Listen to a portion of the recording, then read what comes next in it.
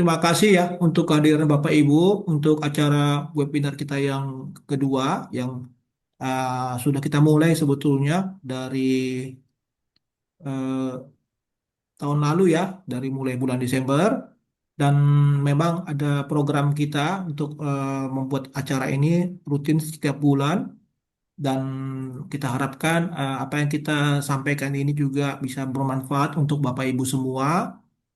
Saya juga melihat dari banyaknya peserta yang ikut ya, tahun lalu sudah mencapai 100 orang, mudah-mudahan tahun ini juga lebih banyak lagi ya.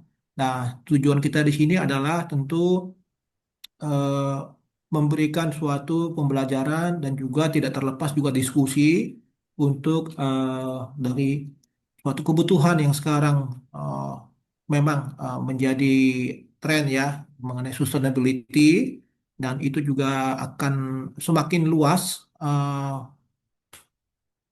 pengaruhnya ya kepada cara kita nanti eh, berbisnis maupun berorganisasi dan lain sebagainya.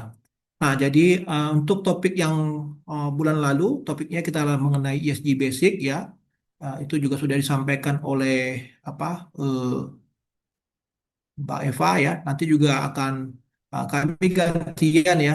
Nanti ada beberapa topik yang saya juga sampaikan di sini juga ada topik yang relevan dengan judul yang disampaikan. Kemudian nanti kita akan buka juga dengan acara sesi tanya jawab yang juga nanti bisa menjadi hal yang baik untuk kita ke depan. Nah, karena ilmu ini adalah ilmu yang multidisiplin Bapak Ibu ya. Jadi kami di sini juga memang punya pengalaman yang multidisiplin ya. Saya sebetulnya akuntan ya. Saya akuntan, kemudian saya juga S3 di bidang finance ya. Kemudian juga saya juga sebagai dosen ya di dosen tetap di UKI. Eh, juga kalau kita bicara ilmu sustainability ini sebetulnya sekarang sudah banyak dimasukkan sebagai mata kuliah di jurusan akuntansi. Ya, tetapi sebetulnya kalau kita mau bicara jujur, sustainability ini ilmunya multidisiplin ya. Jadi sebagai contoh, Eva ini juga staf saya ini ya juga ilmunya adalah eh, teknik lingkungan ya dari USU. Jadi dia insinyur. Nah, jadi kalau kita bicara nanti ada lagi nanti apa terkait juga dengan uh, misalnya masalah human rights yaitu masalah hukum juga ya. Ya, jadi juga kompleks ya.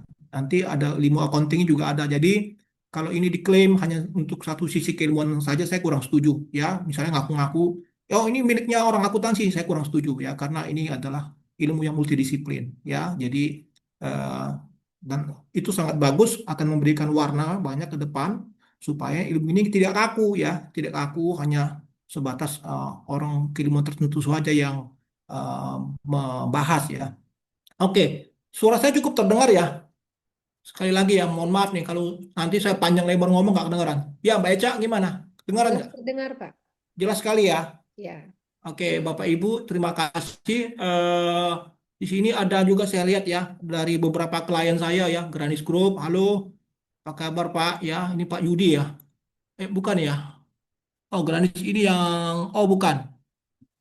Oh, nanti ada lagi dari apa ya? AMNT ya. Banyak ya. Ada Ibu Heni dari Bayan. Ada dari Mega. Oh, banyak sekali nih klien-klien kita juga ya. Ada dari Python ya, Pak Ferry. Terima kasih untuk kehadirannya. Masih banyak Ibu Ripka dari Bayan ya.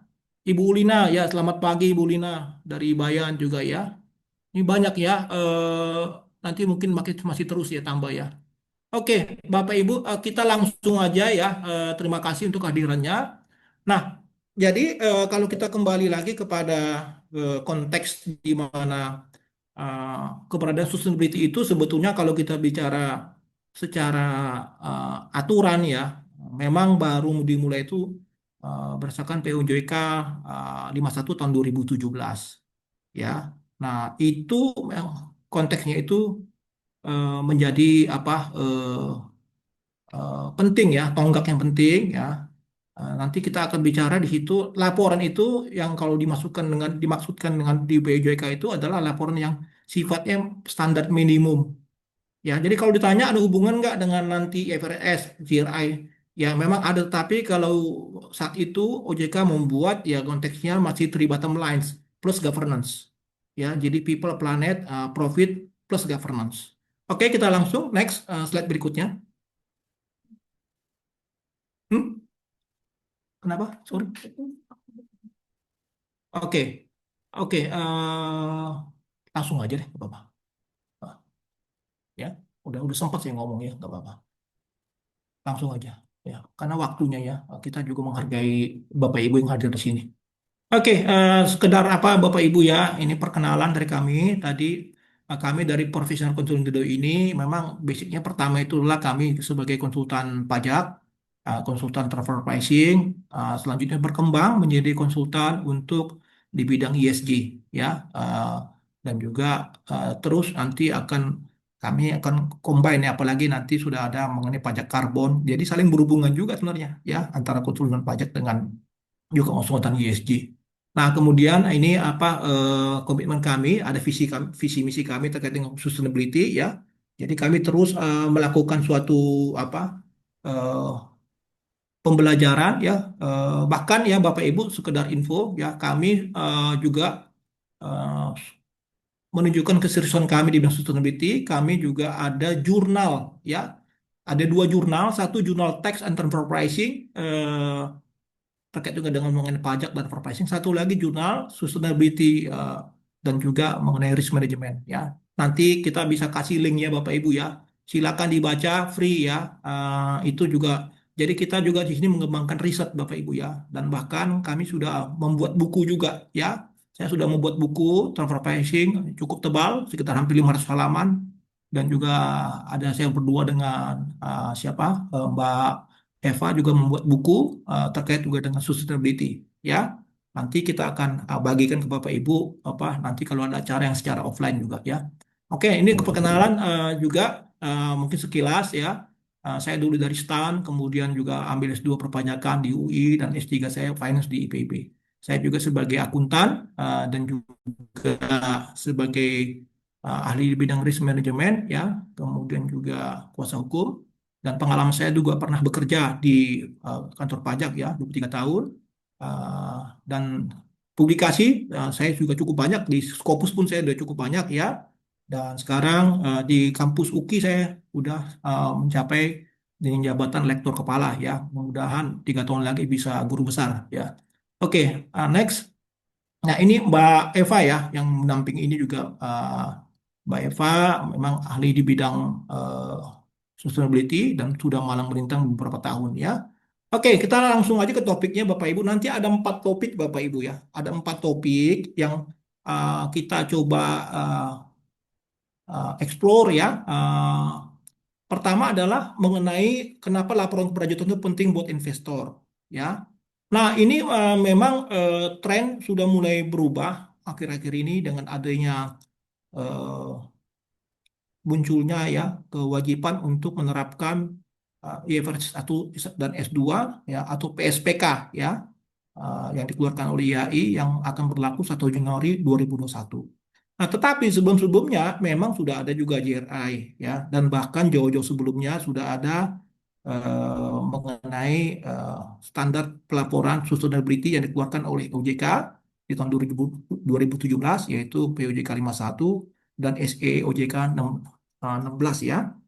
Nah, ini sebetulnya kalau ditanya apakah di OJK sendiri eh, membuat suatu kajian standar yang dalam nggak untuk laporan tersebut.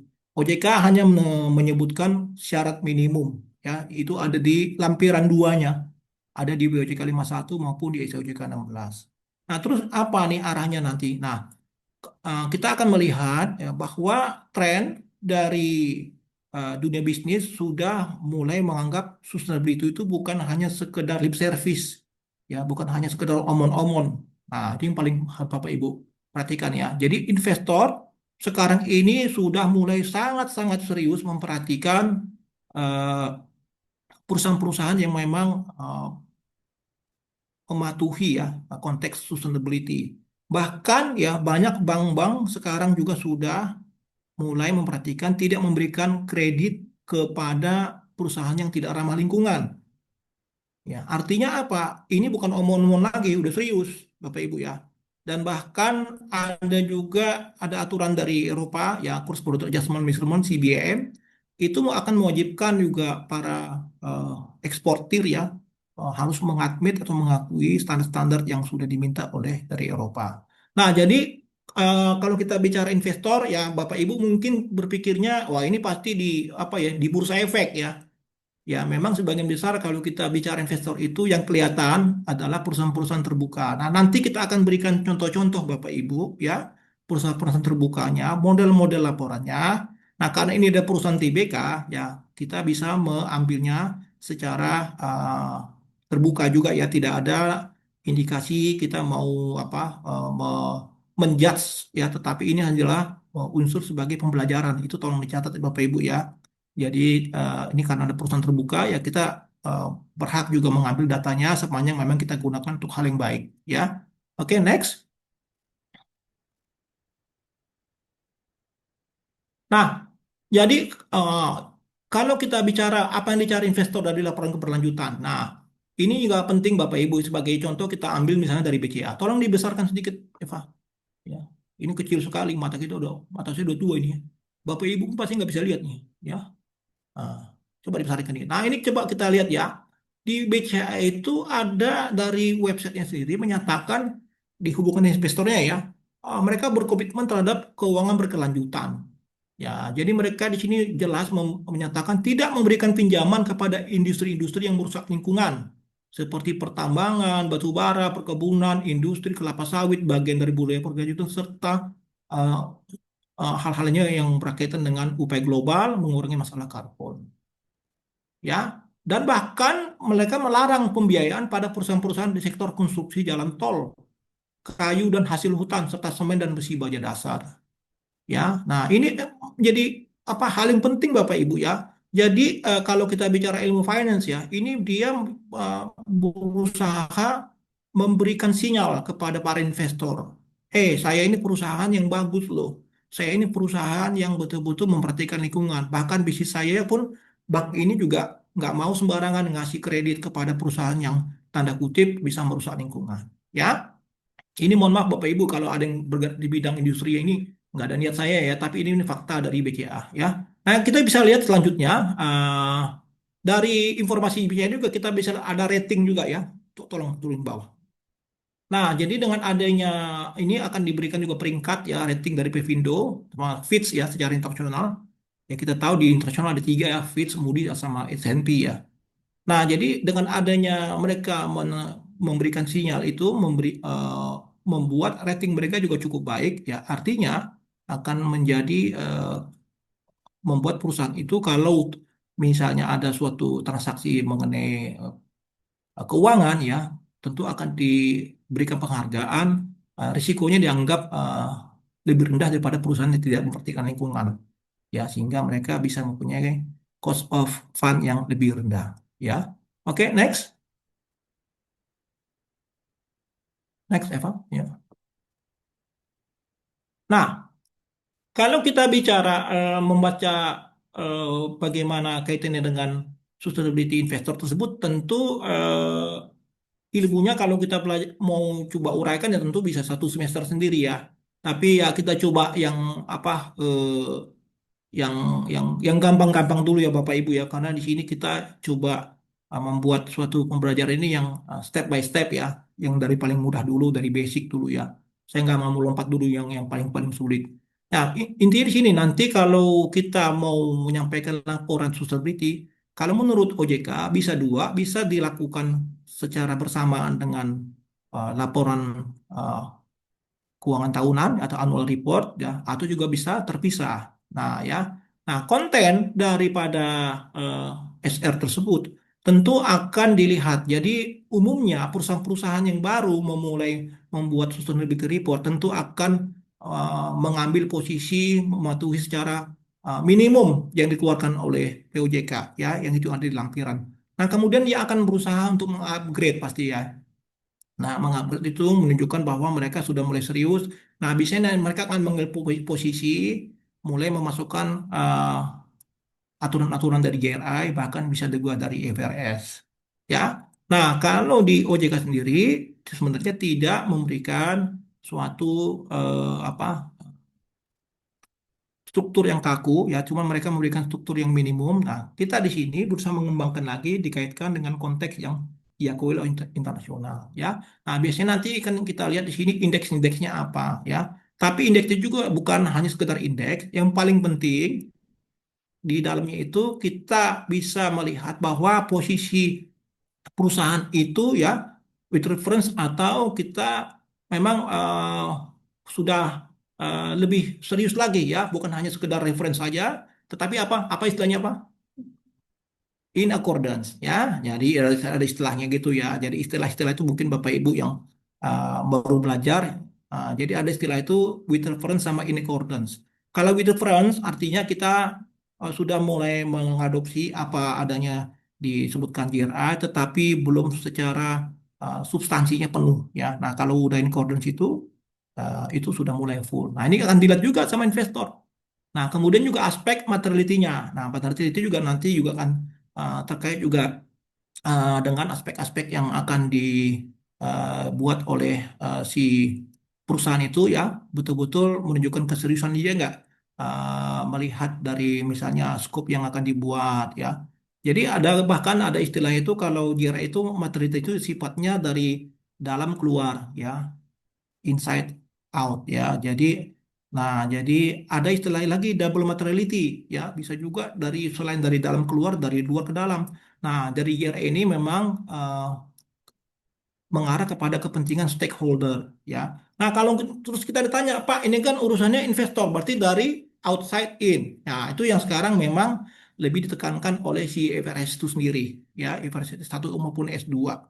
Ya, itu konteksnya mereka akan melihat bagaimana impact ya, itu bukan hanya sekedar bersifat eh, secara internal, tetapi secara keuangan ya, dari pengaruh-pengaruh, misalnya risiko ya dari luar ya, seperti misalnya ada risiko apa transactional risk ya, maupun risiko-risiko apa mengenai physical risk-nya dari luar itu berpengaruh nggak nanti. Nah, ini menarik Bapak Ibu. Nanti kita akan mungkin bahas di pertemuan berikutnya. Ya, jadi saya batasi dulu. Nanti kita akan melihat bagaimana pengaruh-pengaruh dari versi tersebut karena ini berlaku tinggal setahun lagi. Oke, berikutnya lagi tantangan utama dalam menggunakan data ESG mengambil keputusan investasi. Nah, ya jadi data ESG itu memang lebih banyak yang sifatnya mungkin tidak berupa data finansial. Tapi bukan berarti itu tidak penting ya. Nah, yang kita hindari Bapak Ibu, jangan sampai namanya sustainable report itu berupa seperti brosur ya. Jadi cuman ada isi-isinya, cuman nggak cuman apa ya permainan kata-kata. Nah, ini yang masih banyak yang terjadi di level pembuatan laporan. Nanti kita akan belajar Bapak Ibu ya, prinsip-prinsip apa yang membuat nanti laporan kita ya lebih bagus lagi, apa apa istilahnya lebih nendang lah ya kepada investor. Nah, kemudian juga data kunci juga belum diungkap juga banyak. Metrik dan metodologi yang tidak konsisten. Nah, ini yang sulit juga sekarang ya. Kalau kita bicara metrik ini juga, kita akan justru mengarah kepada IFRS S2 ya. Ada nanti misalnya GHG accountingnya segala macam ya. Nanti kita belajar lagi Bapak Ibu ya. Jadi kita satu-satu dulu ya. Kemudian kualitas pengungkapannya rendah. Kemudian dan selanjutnya dan seterusnya. Ya. Jadi kita ambil contoh ya Bapak Ibu ya. Misalnya ada perusahaan new listing ya. Ini kita akan melihat banyak perusahaan-perusahaan yang baru masuk. Nah, ini juga menjadi akan berkembang selanjutnya. Apakah dia akan bukan hanya sekedar comply terhadap apa laporan keuangan yang terkait dengan PSAK saja, atau memang dia juga akan berkembang kepada arah sustainability report yang baik ya. Nah, nanti akan menarik ya di sini Bapak Ibu ya. Perusahaan-perusahaan ini akan terlihat caranya mereka mengelola perusahaan itu tersebut tentu akan mencerminkan bagaimana investor tersebut juga akan jangan dulu pindah. Saya bilang pindah baru pindah ya. Jangan pindah dulu ya. Jadi investor akan lebih, mohon maaf Bapak Ibu ya, saya berbagi dengan Eva nih ya. Jadi apa supaya slide juga nggak terlalu cepat ya dibutuh. Nah, jadi perusahaan new listing ini akan tetap diamati oleh para investor ya. Nah, kemudian kita bisa melihat berikutnya next ya. Next, Eva. Nah, ini ada perusahaan delisting Bapak Ibu ya. Nah, karena konteks kita hari ini adalah terkait juga dengan pelaporan SR ya, saya tidak menjudge bahwa perusahaan delisting ini karena laporan SR-nya jelek, bukan. Tetapi laporan SR tersebut menjadi indikator, salah satu indikator ya, bahwa perusahaan itu secara governance ya, baik atau tidak. Ya, jadi di sini kita lihat ada 10 perusahaan yang delisting Bapak Ibu ya. Dari mulai Multistrada, Mas Murni, Kotonindo, ya, Grand Kartek mungkin Bapak Ibu ada yang tahu kali ya. Nipres, Borsa, ya, dalam pemantauan khusus. Nah, ini delisting ya tahun 2001 ya. Nah, ini kita coba lihat ya berikutnya next. Ini Ada nggak cerita hubungan tentang dengan PT SR-nya? Trinitan Buka telur. Metals. SR mana? SR mana? Yang SR yang mana mana? Mbak, ntar. Ini Bukan bukan. Ah ini. Mana dia tulisnya? Ah ini ya Bapak Ibu ya. Coba tolong digedein sebentar ya Bapak. Apa? Nah ya, jadi yang kalau kita bicara dari 10 perusahaan tersebut, ternyata yang menyampaikan laporan keberlanjutan hanya dua Bapak Ibu ya. Eh, di Jakarta Q Steel Works, di BK sama Multistrada Arah Sarana. Ya, yang 8 sama sekali nggak pernah menyampaikan laporan keberlanjutan. Ya, padahal secara aturan OJK waktu itu sudah wajib harusnya ya dari mulai tahun 2021 gitu ya.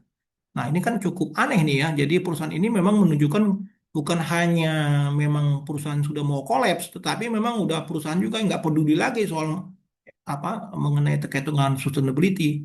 Nah, tapi saya tidak menjudge bahwa memang ini menjadi indikator kalau delisting pasti SR jelek, tidak begitu ya. Tetapi salah satu indikator kalau perusahaan itu delisting ya dia pasti juga governance-nya nggak bagus. Ya, indikator governance-nya apa? SR-nya pasti ya udah acak-acakan bahkan tidak menyampaikan. Coba itu yang samping ke kiri. Nah, ya.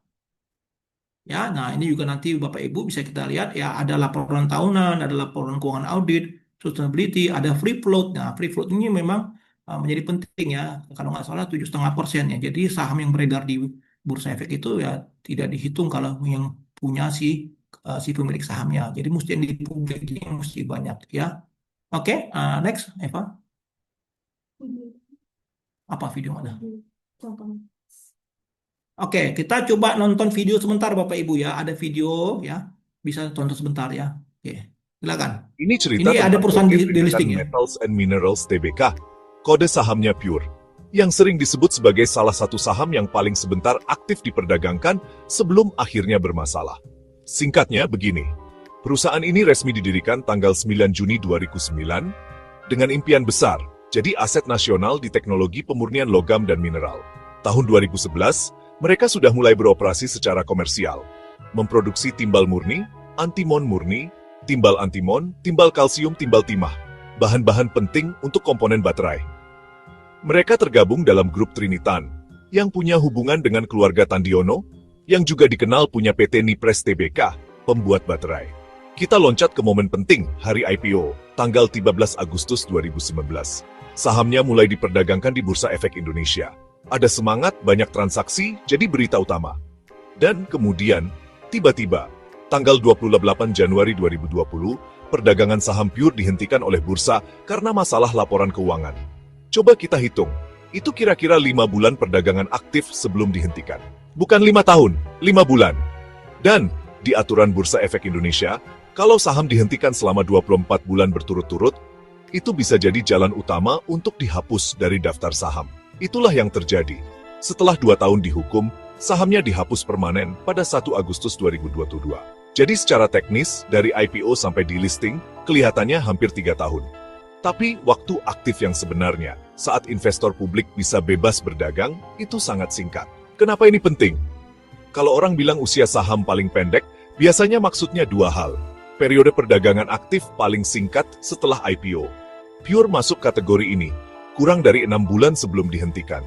Atau waktu paling singkat dari IPO sampai delisting.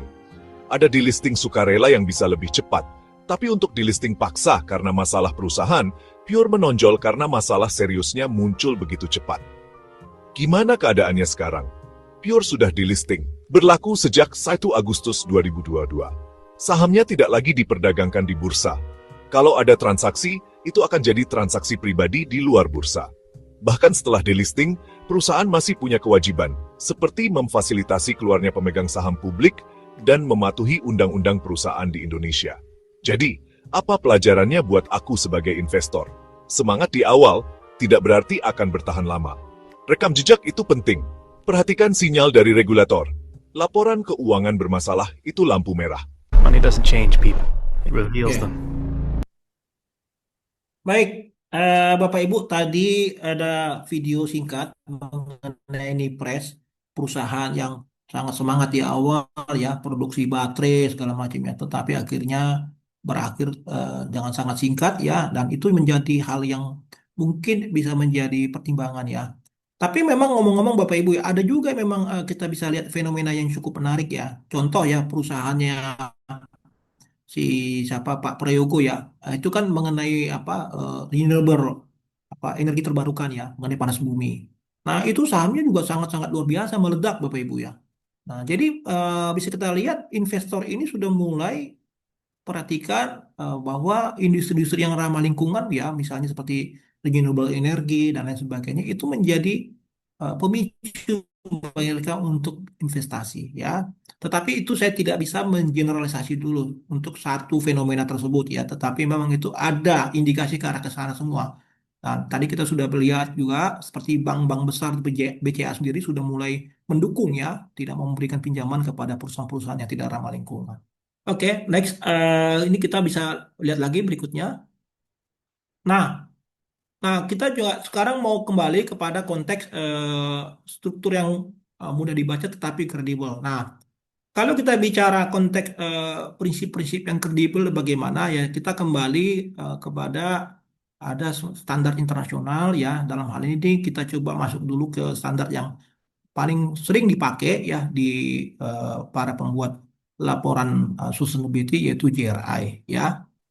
Baik, Bapak Ibu ya, kita tadi belajar juga ada suatu standar yang mungkin Bapak Ibu sudah tahu yaitu GRI. Kalau kita bicara GRI itu memang kepentingan mereka kepada stakeholder ya, jadi para pemangku kepentingan ya. Jadi pemangku kepentingannya banyak sebetulnya ya. Nah, kalau kita bicara itu ya tadi seperti saya sampaikan dari aspek ke dalam keluar.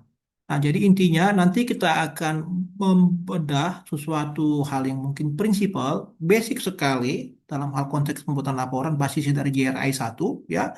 Ya, itu juga hasil diskusi saya dengan Eva ya. Jadi banyak yang kita juga mungkin karena udah terlalu advance lupa kembali lagi kepada basic. Nah, kita coba apalagi kalau yang belum tahu ya, nanti bagus sekali nih. Jadi kita kalau mau berkaca kepada sesuatu hal yang baik ke depan tentu kita harus mempunyai kuda-kuda yang bagus ya. Nah, sebelum ke lanjut nanti kita bedah JRI, saya juga akan menyampaikan juga ya hasil-hasil riset. Jadi kalau kita bicara suatu keilmuan tentu tidak terlepas dari hasil penelitian-penelitian ya yang terkait juga dengan pengaruh sustainability report dengan terhadap investor. Nah, ini ada beberapa penelitian yang uh, dari Indonesia ya, karena memang itu konteksnya terkait juga dengan bagaimana relevansi nilai keberlanjutan ya terhadap value, relevance, kemudian materi jangka panjang ya. Nah, kita di sini bisa melihat banyak sekali tulisan-tulisan mengenai ini ya, ada yang hubungan sustainability report terhadap investor ya. Nah, secara garis besar memang mereka menunjukkan ada hal yang berhubungan ya, ada apa korelasi positif lah ya antara eh, adanya sustainable report yang bagus terhadap investor yang juga akan mau invest ya uang terhadap suatu perusahaan. Nah, nanti Bapak Ibu akan bisa Google sendiri ya, banyak sekali mengenai laporan-laporan apa penelitian ataupun jurnal-jurnal penelitian baik secara internasional maupun secara lokal. Next. Nah, ini kita bicara standar JRI ya. Bapak Ibu juga sudah yang tahu ada 3 standar sebetulnya. Yang pertama adalah standar universal, kedua standar sektor, dan ketiga standar topik ya. Jadi kalau kita bicara universal itu ya sebetulnya hal yang paling penting dalam pembuatan laporan itu kita akan melihat adanya suatu pondasi yang kuat ya. Eh, Pertama adalah JRI 1 itu mengenai apa-apa saja yang harus kita eh, waspadai dalam hal kita membuat suatu laporan. Nah, itu yang kita sekarang konteks untuk nanti seterusnya kita akan belajar di satu dan juga akan kita bisa perhatikan ya nanti relevansi Bapak Ibu nanti bisa melihat sendiri kalau yang sudah berpengalaman membuat sustainability ya tinggal nanti di apa dibuat checklistnya ya apakah sebetulnya uh, memenuhi nggak apa yang diminta ya. Nah kemudian kalau kita bicara nanti lebih lanjut lagi ya tentu ada kaitan dengan sektor ya misalnya ada sektor batu bara ya sektor ini apa eh, perbankan dan sebagainya ya. Nah, topik-topik material. Nah, ini standar topik ini yang materiality ini yang juga penting, Bapak Ibu ya. Jadi kalau kita nanti mau mau membuat suatu apa reporting yang baik ya, tentu harus juga topiknya yang betul-betul sangat relevan dan betul-betul bukan hanya sekedar lip service. Nah, ini memang diperlukan keahlian tersendiri untuk itu ya. Dan bahkan sudah ada dengan adanya SISB ya. Itu juga menjadi lebih advance lagi ya. Nah, itu biasanya dipadukan dengan IFRS S1 maupun S2 ya. Nah, kalau ditanya ini gimana Pak? Bisa saling melengkapi kok sebetulnya ya antara nanti JRI maupun IFRS 1. Cuman kita coba bicara dulu yang basic dulu ya. Oke, next Eva. Nah, jadi kalau kita bicara ada prinsip pelaporan ya, keberlanjutan, ada berapa prinsip tuh? Satu, dua, tiga, empat, lima, enam, tujuh. Ada delapan Bapak Ibu ya. Ada delapan ya. Nah, ada delapan hal ini yang kita coba diskusikan hari ini ya mengenai eh, prinsip-prinsip dulu, filosofinya dalam pembuatan laporan. Ya, ada akurasi, keseimbangan, kejelasan, keterbandingan, kelengkapan, konteks keberlanjutan, ketepatan waktu, dan keterverifikasian. Nah, kami akan coba berikan contoh-contoh dari perusahaan TBK. Ya, apa yang dimaksud dengan akurasi, keseimbangan. Ya, tentu ini bisa juga menjadi diskusi ya, karena kita cuma memberikan contoh. Ya, jadi bukan berdasarkan hasil riset ya metadata gitu kita olah nggak begitu ya. Jadi kita coba dulu ya yang gampang-gampang dulu lah ya buat Bapak Ibu, tapi yang mengena ya. Oke, kita mulai dari yang pertama ya. Kalau kita bicara kredibel itu bisa dipercaya, laporannya bisa dipercaya nggak? Nah, prinsip pertama itu mengenai akurasi. Nah, ini yang pertama nih, organisasi harus melaporkan informasi yang benar dan cukup terperinci agar dapat dilakukan penilaian dampak organisasi. Ya, bicara ini adalah bicara data, Bapak Ibu. Nah, jadi kalau kita bicara laporan, ya, laporan itu yang paling sulit adalah mengenai datanya, Bapak Ibu. Ya, jadi data itu harus benar dan terperinci. Jadi kita punya data benar tapi nggak terperinci. Ya, jadi nggak bisa dibunyikan juga secara baik, secara kuantitatif. Nah, itu juga menjadi kurang bagus. Ya, jadi terus kemudian nanti akan berimpact kepada pengukuran-pengukuran juga, measurement. Ya, kalau dia tidak terperinci dengan baik, susah nanti mengukurnya. Ya, nah kemudian juga bisa juga nanti digunakan untuk perkiraan, ya, serta keterbatasan perkiraan tersebut. Nah, ini penting ya. Jadi akurat ini adalah memang setiap organisasi harus membuat data tersebut menjadi nanti data yang bisa dimanfaatkan dalam pembuatan laporan. Nah, memang ini juga nggak mudah Bapak Ibu ya. Banyak yang struggling ya kalau awal-awal membuat laporan sustainability pasti mereka akan ya banyak membebankan itu kepada konsultannya ya. Sementara konsultannya sendiri nggak bisa apa-apa kalau datanya nggak ada. Nah, akhirnya di sini yang kadang-kadang ya yang penting dibuat aja lah nggak akurat gitu ya. Yang jadinya apa? Bukan laporan, tapi brosur. Nah, seperti saya bilang tadi ya. Nah, bikin brosur Bapak Ibu ya. Kelihatannya kayak ada. Itu yang kita apa ya, lihat adalah konteks awal-awal ya. Orang yang masih coba-coba membuat tetapi datanya nggak lengkap dan nggak bagus. Next. Nah, ini kita saja contoh nih di Pertamina. Ini yang bagusnya gimana nih yang akurasi nih. Coba di gedean Eva. Ya, ya, ini Pertamina termasuk yang apa ya cukup apa bahkan bagus ya. Jadi kita bisa belajar ya dari sini juga bisa lihat ya. Yang akurat gimana? Nah, dia memberikan suatu apa ya informasi yang akurat ya dari mulai apa kontribusi transisi energi dan bisnis berkelanjutan. Wah, itu luar biasa nih ya. Berarti dia sudah memperhatikan adanya transisi bisnis ya. Jadi dia sudah memperhitungkan risiko transisi apa transition risk ya. Kemudian mewujudkan lingkungan lestari ya. Tata kelolanya juga semua ya. Nah, ini bagus ya. Nanti Bapak Ibu bisa buka sendiri nanti di websitenya. Ini data yang terbuka. Next ya. Ya, karena waktu kita cuma 2 jam, saya juga nggak mau lama-lama Bapak Ibu ya, takut nanti nggak sempat ya. Next. Nah, keseimbangan ya. Nah, ada istilah itu keseimbangan itu kalau Bapak Ibu dalam dunia ilmu keuangan symmetrical information ya. Jadi informasi itu mesti seimbang, simetris ya, jangan asymmetrical ya. Jadi harus ada gambaran yang netral ya, dampak negatif maupun positif. Nah, yang lucunya ya Bapak Ibu ya, kalau pembuatan laporan ini kebanyakan orang akan mencoba menekankan yang berita positifnya secara berlebihan, ya, ya kan? Nah, itu yang kita sebut sebagai greenwashing. Ya, jadi nggak seimbang antara hal yang ya biasalah orang pasti akan coba menonjolkan yang bagus-bagus, yang jelek-jelek kalau perlu disembunyikan. Nah, ini sebetulnya secara prinsip nggak benar ya. Jadi harus keseimbangan. Pak, jadi gimana kalau saya masih banyak yang jelek? Ya, justru di situ Anda bisa membuat suatu rencana strategiknya apa ke depan untuk mengurangi dampak yang jelek tersebut. Justru itu akan lebih bagus bagi para investor. Oh, ini serius nih perusahaan. Ada yang hal yang jelek tapi mereka sudah mempunyai rencana untuk mengurangi dampak negatif tersebut.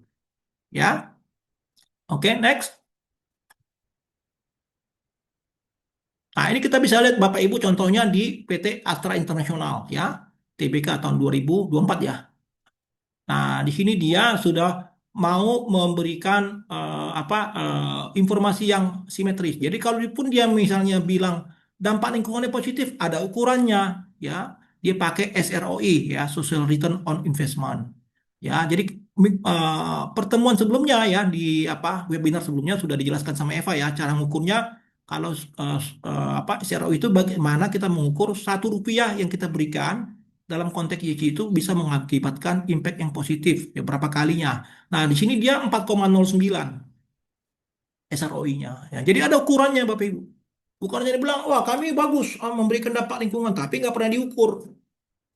Ya, nah ini yang menjadi menjadi hal yang kurang baik ya. Nah, di sini dia akan sebut juga, coba di close dulu, Jumlah Eca tuh.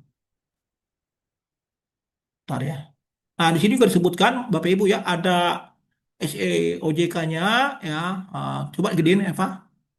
Sama GRI-nya ya. GRI berapa yang uh, relevan dengan itu ya. Nah, sistem manajemen operasional berkelanjutan juga mereka sebutkan juga ya. Jadi dia fair lah ya, memberikan suatu dampak positif tapi terukur.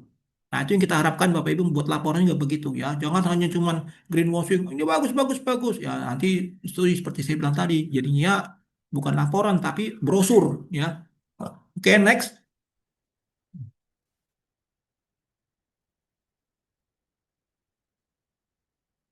Nah, kejelasan ya, jadi clarity. Jadi kejelasan ini menyajikan informasi yang dapat diakses dan dapat dipahami. Ini yang prinsip ketiga, Bapak Ibu. Ada memang laporan yang nggak jelas, Pak. Ya banyak gitu ya. Kalau dia bingung mau bikin apa, ya udah dibikin aja yang pokoknya yang penting ada kalimat-kalimat dibuat ya. Pas kita baca ini apa sih maksudnya gitu ya. Nggak jelas ya. Karena memang kembali ke pertama tadi, masalah data juga jadi penting. Ya biasanya orang kalau nggak punya data ya ujung-ujungnya jadi nggak jelas gitu ya. Jadi nggak ada yang terukur dengan baik. Nah, tapi yang paling penting juga Bapak Ibu, di sini kita juga harus memberikan informasi ya sesuai dengan bahasa yang baik ya. Jadi nggak ada singkatan, nggak ada istilah teknis, jargon-jargon ya. Dan bahkan yang menarik yang nomor 6 nih Bapak Ibu. Ya, ini si Jira ini sudah bagus panduannya. Menggunakan grafik dan tabel data gabungan untuk membuat informasi dapat diakses dan dapat dipahami. Nah, ini ya, jadi kalau kita lihat banyak laporan sustainability itu tuh kok gambarnya banyak Pak ya, banyak grafik-grafik tabel-tabel. Memang itu salah satu hal yang diminta Bapak Ibu. Ya, jadi lebih bagus gambar itu lebih daripada kata-kata yang nggak jelas ya. Jadi gambar itu gambar yang apalagi kalau relevansi dengan data Bapak Ibu bagus sekali ya. Jelas. Jadi orang baca aja dari grafiknya ya bisa berupa grafik batang atau pie chart ya. Itu udah sangat membantu sekali untuk bisa memahami dari apa yang mau disampaikan ya dari perusahaan.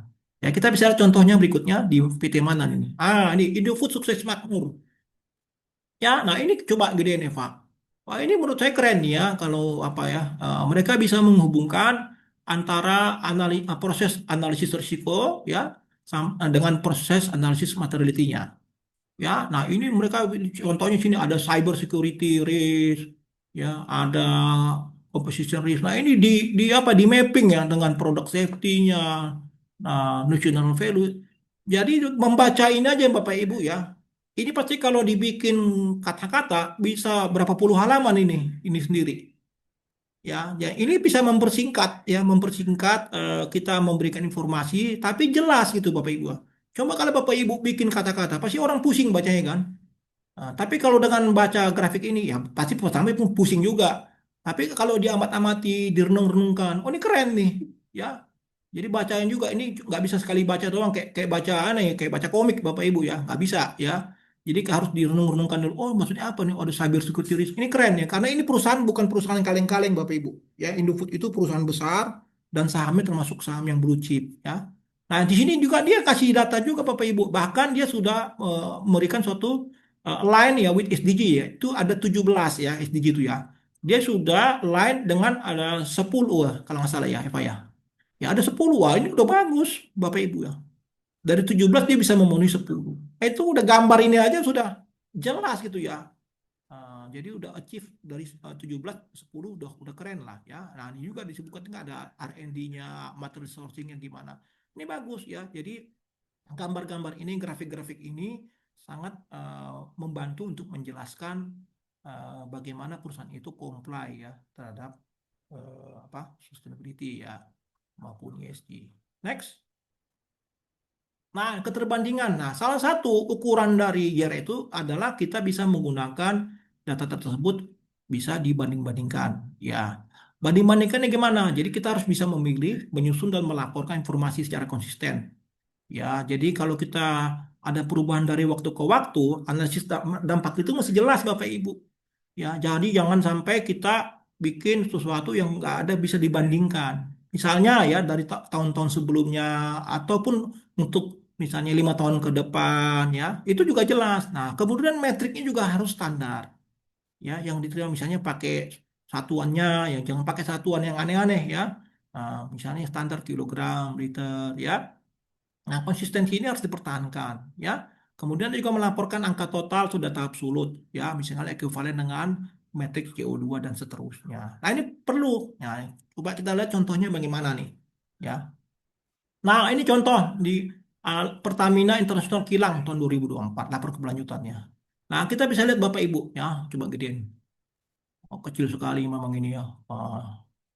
Oke, nah ini kita bisa lihat Bapak Ibu ada mengenai topik dan ada target ya. Jadi ini menarik ya. Mereka sudah mulai bahkan ya untuk mengadopsi dari WSPK atau IFRS atau IS2 ya. Contoh Bapak Ibu bisa lihat topiknya apa nih?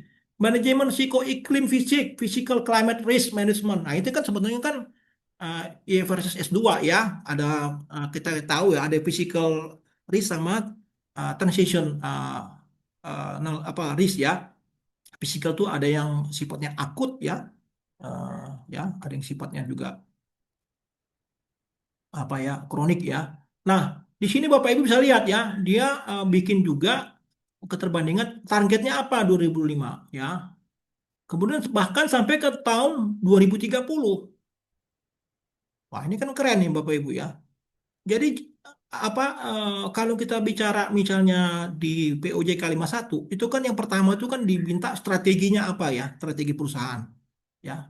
Eh, apa pemenuhan laporan yang paling minimum. Nah, dari sini aja udah kelihatan Bapak Ibu.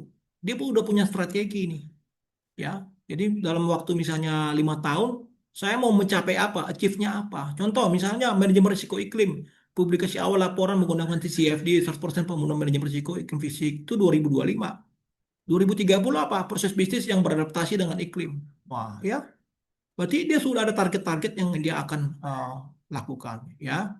Nah, next dan seterusnya begitu. Ya, jadi ini bagus ya. Jadi ada keterbandingan yang bisa diukur. Bahkan dia sudah mengcover SDG-nya. Ya, ini coba gedein Eva. Ya, coba tuh. Ya, ya tahun berapa nih? SDG-nya ya sudah apa bagus sekali ya. Sudah banyak dia capai gitu ya. Nah, ini menarik ya. Dari gambar ini aja sudah bisa menunjukkan apa-apa yang sudah dia akan capai dan apa yang sudah dicapai ya. Next.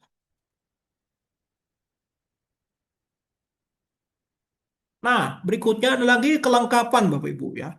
Prinsipnya kelengkapan.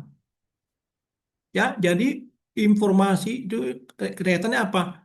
Menyajikan kegiatan peristiwa untuk pelaporan di mana ketika hal tersebut terjadi ya. Jadi kegiatan apa bisa jangka pendek, ya kumulatifnya apa, ya kemudian yang jangka panjang ya. Jadi informasi yang memadai ini artinya gini Bapak Ibu ya. Jangan sampai informasi itu sudah disampaikan tetapi tidak cukup, tidak dianggap lengkap oleh para investor untuk bisa memahami dampaknya apa gitu ya. Nah, kalau kita bicara dari JIRA itu ya dampaknya inside out ya, bukan outside in ya, gitu ya. Jadi itu yang akan menjadi ukuran ya. Jadi itu kita coba lihat supaya lebih jelas apa yang dimaksud itu di contoh berikutnya. Silakan, Pak Eva. Nah, ini contohnya di PT Semen Indonesia TBK 2023. Ya Bapak Ibu ya.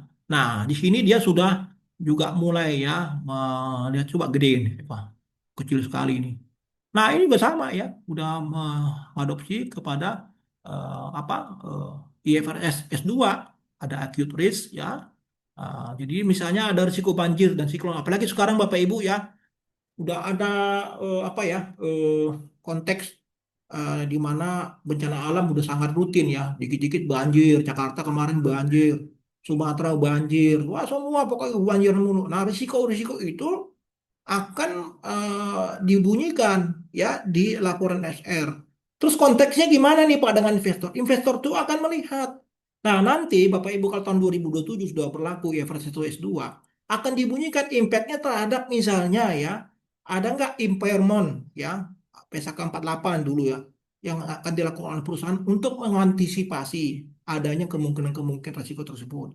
Apakah ada juga nggak penurunan nilai ya dan seterusnya. Ya, jadi ini memberikan sinyal Bapak Ibu, ya. Laporan SRI memberikan sinyal kepada investor dan investor akan melihat kebijakan-kebijakan asumsi-asumsi yang dilakukan perusahaan dalam konteks penyusunan laporan keuangan itu ditindaklanjuti enggak? Bukan hanya sekedar omon-omon di laporan sustainability-nya, tetapi ada impact laporan keuangannya ya dibunyikan nanti gitu ya. Nanti next ya kita akan diskusikan ini ke pertemuan berikutnya ya. Jadi nah step by step dulu ya. Nah, ini jelas saya menyinggung sini adanya unsur-unsur yang dibunyikan untuk terkait juga dengan adanya suatu apa ya kelengkapan dan kejelasannya. Ya, next. Nah, kemudian ada konteks keberlanjutan ya. Jadi di sini juga akan lebih bagus lagi bagi investor ya kalau dia perusahaan itu membunyikan juga ya bahwa bisnis dia itu memang betul-betul bisnis yang mengarah kepada pembangunan berkelanjutan. Terus tahunya dari mana? Dari informasinya dong harus dibunyikan di laporannya. Ya, Pak, kalau bisnis saya itu bisnis yang tidak ramah lingkungan gimana? Ya, itu kita justru makin lebih tertantang di situ Bapak Ibu ya. Kita harus bisa membunyikan bagaimana kita bisa mengurangi impact-nya. Ya. Contohnya melalui pengukuran metrik ya. Ya, kita dulu bisa melalui skop 1, 2, ya 3 ya. Perusahaan sudah mulai mengukur ya, sudah mulai tahu bahwa ini akan mengurangi. Bahkan ada perusahaan yang tadi kita bicara ya, Pertamina sudah mulai transisi ya dari energi yang fosil menjadi ramah lingkungan dan seterusnya. Ya, ini menjadi salah satu juga konteks keberlanjutan, Bapak Ibu. Ya, jadi perusahaan itu serius ya, artinya bisnisnya dia yang memperhatikan juga konteks keberlanjutan, bukan hanya sekedar omong-omong, tetapi sudah punya ada juga rencana, bahkan sudah ada hasil ya, kalau sudah rencana itu direalisasikan. Next. Nah, ini kita bisa lihat PT Telkom. Nah, contohnya nih. ya. Jadi di sini kita bisa lihat understand the organization context, identify actual and potential impacts, assess the significance of impact, prioritize the most significant impacts for reporting. Nah, ini bagus sekali ya. Mereka sudah mulai membuat ini secara jelas ya, mulai dari konteksnya sampai dengan impact kepada apa keberlanjutannya ya. Bahkan mereka sudah buat sustainability risk and opportunities-nya ya. Jadi sudah average S1-nya sudah diungkap di sini ya. Jadi kalau mereka nanti udah berlaku tahun 2027 udah nggak susah lagi nih mereka nih. Nah, tapi di sini JRI relevan nggak? Mesti bisa, JRI bisa ya. Jadi kalau ditanya Pak, JRI sama di Everest bisa digabungkan? Bisa, asal nanti itu ada caranya. Nah, nanti next ya saya ajarin nanti ya. Caranya gimana ya? Jadi bukan hanya sekedar kita masukin hanya buat apa lipstick dong supaya keren Pak. Masuk JRI, masuk Everest nggak begitu ya. Ada caranya ya. Nah, di sini kita bisa lihat misalnya relevan JRI-nya apa? JRI 302 ya. Berarti topiknya mengenai climate change ya. JRI 305. Ini banyak nih Bapak Ibu ya. Diversity-nya apa. Nah, ini ujung-ujungnya akan mengarah kepada bagaimana meningkatkan ya bisnis tersebut ke arah yang keberlanjutan dengan baik. Oke, next. Nah, ini yang penting juga Bapak Ibu, on time ya. Jadi informasi kalau disampaikan eh, benar ya, jelas, lengkap, tetapi tidak on time, ya sama aja bohong.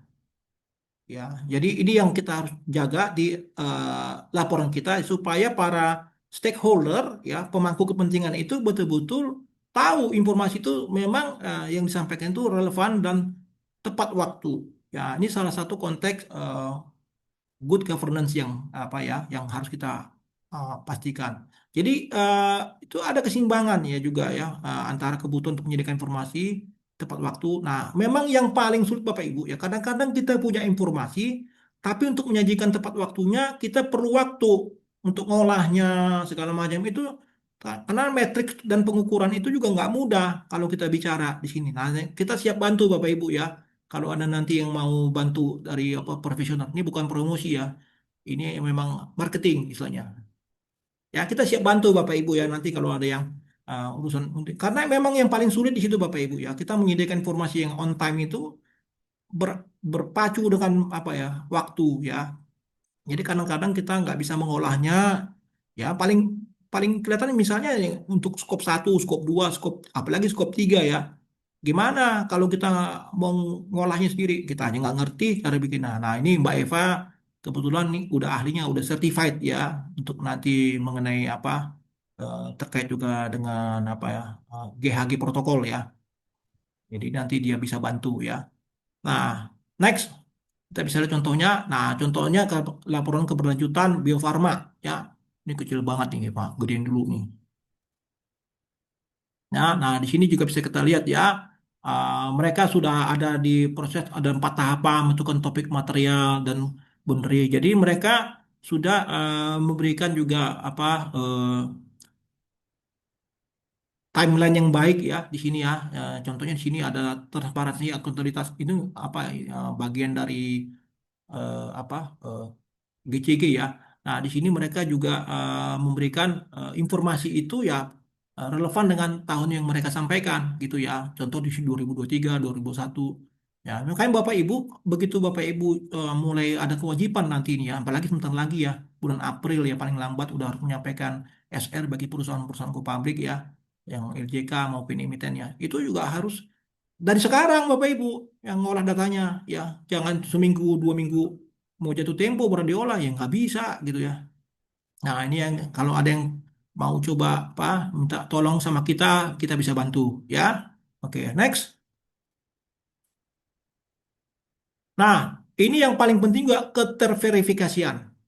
Ya, jadi bisa dapat diverifikasi, artinya organisasi itu dia harus mengumpulkan, menyatat, menyusun dan menganalisis sehingga dapat ditentukan kualitasnya. Nah, ini akan sangat-sangat berguna apabila perusahaan itu nanti akan dilakukan assurance, ya, karena pihak yang melakukan assurance tentu pihak independen yang sudah yakin ya bahwa apa yang disajikan itu dapat diverifikasi, ya, dari mulai internal kontrolnya bagus, ya, dokumentasinya, identifikasinya, kemudian penyediaan gambar, ya, penjelasan yang memadai dan seterusnya, ya. Nah, kalau ini semua sudah baik, Bapak Ibu, orang yang melakukan assurance tentu akan, ya, istilahnya nggak capek-capek lagi. Dia sudah punya checklist. Oh, ini oke semua nih, ya, udah berani dia menyatakan pendapatnya dengan baik, ya. Nah, ini ya, kita di sini justru apa? Pintu masuknya ya pada saat kita nyusun itu Bapak Ibu. Jangan harapkan kita, wah nanti insurance-nya aja yang betulin dah tuh. Gue udah pusing nih. Jangan begitu ya. Nah, justru yang paling beratnya nanti kita yang pada saat menyusun itu yang beratnya juga ya. Pihak asuransi hanya meyakin nanti asuransi itu macam-macam Bapak Ibu. Bisa pakai A1000, bisa pakai, nah, terakhir ini ada yang bilang pakai ISA 5000 ya. 5000 bakal mau keluar ya dan seterusnya. Ya. Nah, ini contoh nih Bapak Ibu ya, dari PT Bayan Resources ya. Jadi ini udah cukup bagus dianggap nih ya terverifikasinya sehingga pada saat dilakukan assurance sudah bisa dikeluarkan dengan baik ya. Ini contohnya ya dari Bayan Resources seperti apa, data-datanya dianggap sudah bisa diverifikasi dengan baik sehingga assurance berani mengeluarkan dua opininya dengan baik. Next. Nah, habis ya Bapak Ibu ya. Jadi ini bagian saya, saya apa, cukupkan dulu. Nanti kalau ada tanya jawab boleh di chat ya, dibuat atau nanti Mbak Eca tampung. Ada kita ini nggak buka email nggak ya Mbak Eca? Saya bisa nanti sebutkan email di bagian chat, Sebutkan Pak. email ya. Kalau misalnya cukup panjang Bapak Ibu ini panjangan pertanyaan saya, Oke, email bisa di email tersebut. Bapak Ibu ya.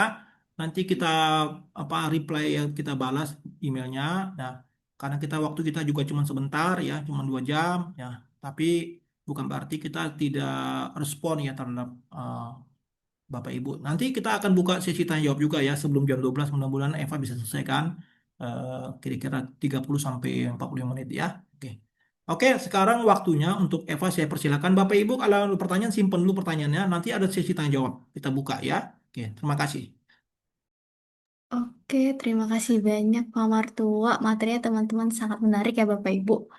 Oke, kita lanjut dari setelah kita tahu nih Bapak Ibu dari sisi prinsipnya. Sebelumnya Mbak Eca suara saya kedengaran dengan jelas ya Mbak? Jelas sekali, Eva. Oke, terima kasih Silakan. Mbak Eca. Setelah kita tahu prinsipnya dan contoh-contoh laporan dari TBK, kita bisa lihat Bapak Ibu contoh KPI dan data ISG yang ditampilkan. Bentar, next. Oke, tidak bisa di next ya.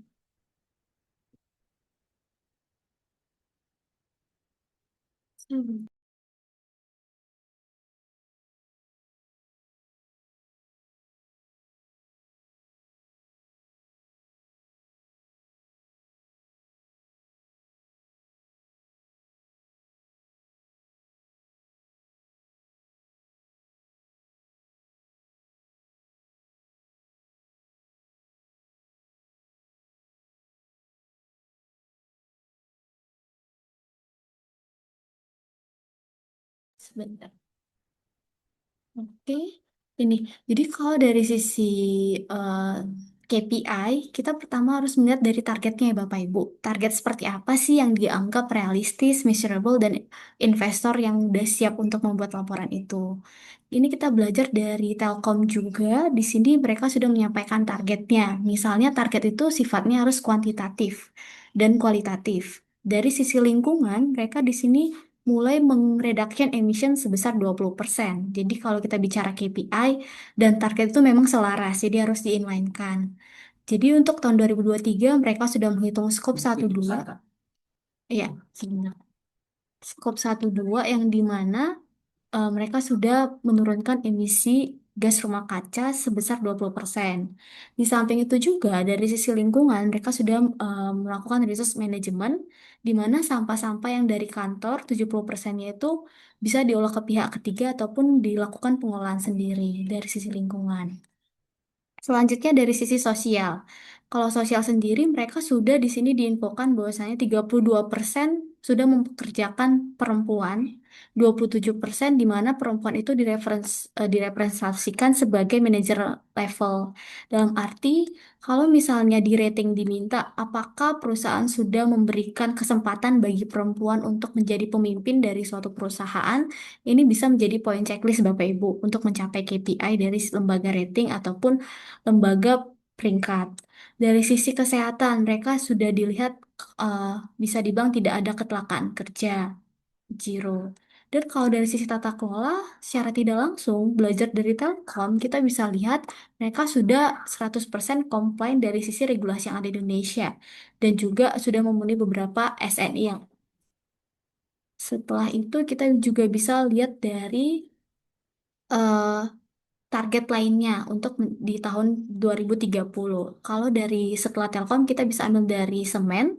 Perusahaan semen ini dia menginfokan bahwasannya total pendapatan yang dihasilkan itu 49%. Itu sudah bagus untuk target 2030. Sedangkan pencapaian di 2023 mereka masih 62%. Jadi untuk dari topik ini maksudnya adalah kita kalau misalnya mencapaikan target yang bisa inline sama KPI perusahaan dalam rencana jangka panjang perusahaan, Bapak Ibu bisa membuat datanya lebih spesifik. Dia lebih spesifik dalam arti ada data persentasenya, karena ini juga salah satu pengukuran untuk bisa kita poin checklistkan ke IFRS S1 dan S2.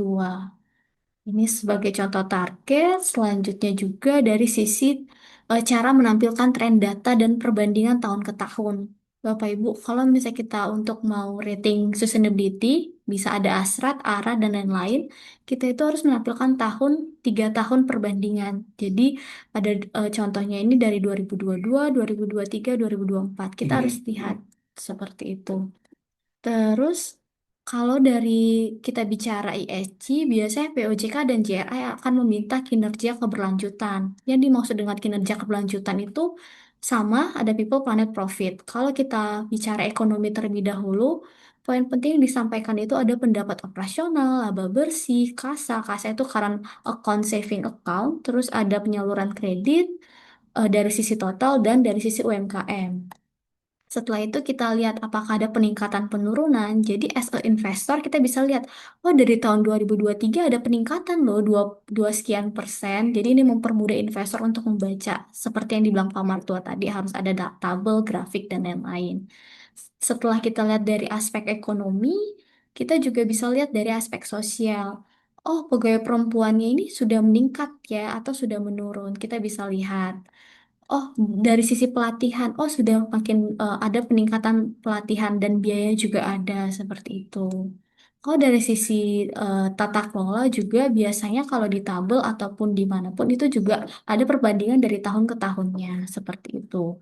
Dan untuk kegiatan tanggung jawab lingkungan juga pastinya di laporan keberlanjutan dikasih tahu Bapak Ibu realisasi biaya yang dikeluarkan seperti itu. Terus kita juga bisa belajar sebenarnya dari informasi yang tadi, target, KPI, data, kita juga harus tahu nih fondasi transparansi dan akuntabilitas dari sisi perusahaan. Kenapa penting? Karena perusahaan itu harus patuh terlebih dahulu. Yang dinamakan perusahaan by and compliance, dia itu harus memenuhi beberapa regulasi yang ada dan kalau bisa melebihi permintaan dari regulator.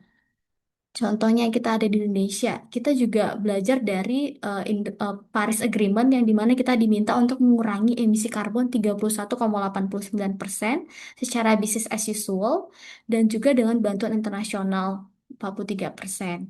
Dan dari sisi BUMN, kita juga sesuai dengan peraturan yang ada, perusahaan-perusahaan TBK atau perusahaan-perusahaan yang memang LC, KTB, emiten harus membuat laporan TJSL. Jadi Bapak Ibu harus membedakan yang laporan keberlanjutan itu tidak sama dengan laporan TJSL, itu berbeda. Jadi kalau Bapak Ibu penasaran bisa searching ada TJSL report, ada sustainability report, itu berbeda isinya.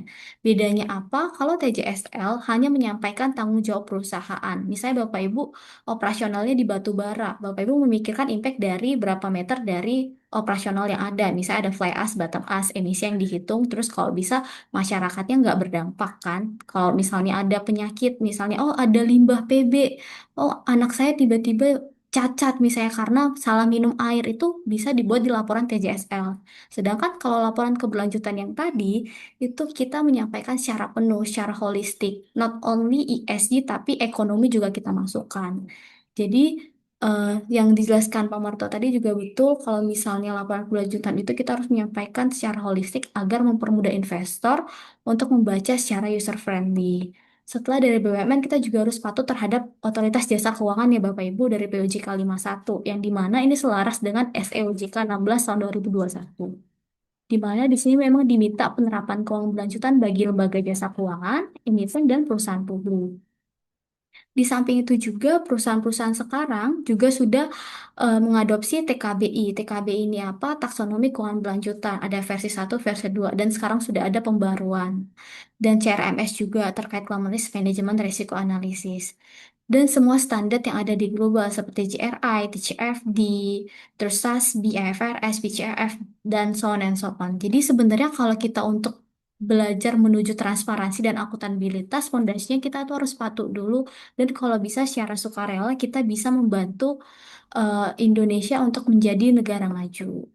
Di samping itu kita juga harus memahami nih, kalau bahwasannya ekspektasi stakeholder itu banyak dari misalnya investor. Investor memasukkan informasi keberlanjutan kerja dalam analisis investasi, di mana peluangnya mempermudah akses pendanaan dong pastinya. Perusahaan-perusahaan yang memang sudah membuat kinerja keberlanjutan, misalnya sudah ada eh, program-program renewable energy, dia bisa juga nih meminjam kepada bank untuk mendapatkan pinjaman seperti green bond, green loan, dan lain-lain. Selain itu juga dari sisi stakeholder pekerja, kita selaku pekerja semakin tertarik pada perusahaan yang memprioritaskan keberlanjutan. Mana peluangnya kita meningkatkan retensi karyawan dan kinerja perusahaan. Jadi Bapak Ibu bisa cek nih, apakah perusahaan Bapak Ibu sekarang turnovernya meningkat atau tidak dari sisi karyawan. Kalau misalnya tidak, berarti secara tidak langsung karyawan itu secara happy dong. Oh, produktivitas di sini jalan. Oh, di sini sering loh ada MCU. Oh, di sini kita sering loh dapat ngeliat sharing. Oh, kita sering outing misalnya seperti itu. Itu memberikan karyawan-karyawan kita tuh bisa happy. Terus dari sisi stakeholder nasabah. Biasanya nasabah Genjet ya termasuk saya salah satunya 98 akan beralih bank yang mereka merasa banknya ini eh, kalau bisa yang etikanya bagus. Jadi dari IBM Research, Genjet akan beralih bank jika mereka merasa bank mereka kurang dalam etika dan kelanjutan. Jadi mereka lebih memilih yang bank-bank yang bagus. Peluangnya kita bisa meningkatkan customer engagement dan loyalty. Jadi kalau dari sisi ini Bapak Ibu, ini adalah salah satu faktor gimana caranya kita bisa membantu investor bisa invest di perusahaan kita seperti itu. Di samping itu juga di sini ada salah satu contoh yang saya sampaikan dari sisi efisiensi energi yang ada di Indonesia. Jadi berdasarkan data World Bank 2025 Bapak Ibu, yang dimaksud dengan efisiensi energi ini banyak. Not only kita bicara renewable energy, EV, dan lain-lain, tapi ternyata banyak yang lain seperti energi saving, terus ada healthy juga, ada pengaruhnya ke energi. Terus pekerjaan juga ada green job. Bapak Ibu sudah tahu kan ada green job. Sekarang karyawan sudah dibuat WFH karena dari sisi emisi mereka tidak menggunakan emisi ke kantor. Terus tidak menggunakan lampu. Lampunya juga nggak menggunakan yang banyak. Apalagi kalau bentar lagi akan ada pajak karbon. Akan dihitung lagi pajak dari sisi karbon. Jadi sebenarnya kalau dari sekarang kita sudah bisa mengarah ke energi efisiensi. Bisa mengikuti dari gambar ini. Terus dari IEA analis di 2025 bahwasannya eh, typical development time dari sisi efisiensi energi ini banyak ada grid generation sama efisiensi dari sisi EV, building report, industrial dan lain-lain. Kalau kita lihat juga semakin tahun semakin meningkat seperti itu. Jadi kalau misalnya perusahaan ya sebentar. Ini ada yang coret ya, sebentar nggak bisa dihapus. Oke, jadi kalau misalnya kita lihat di sini juga akan berpengaruh ya Bapak Ibu dan bisa membuat kita bisa lebih eh, memahami. Oh ternyata di perusahaan saya misalnya, oh ternyata di perusahaan saya belum ada nih EV.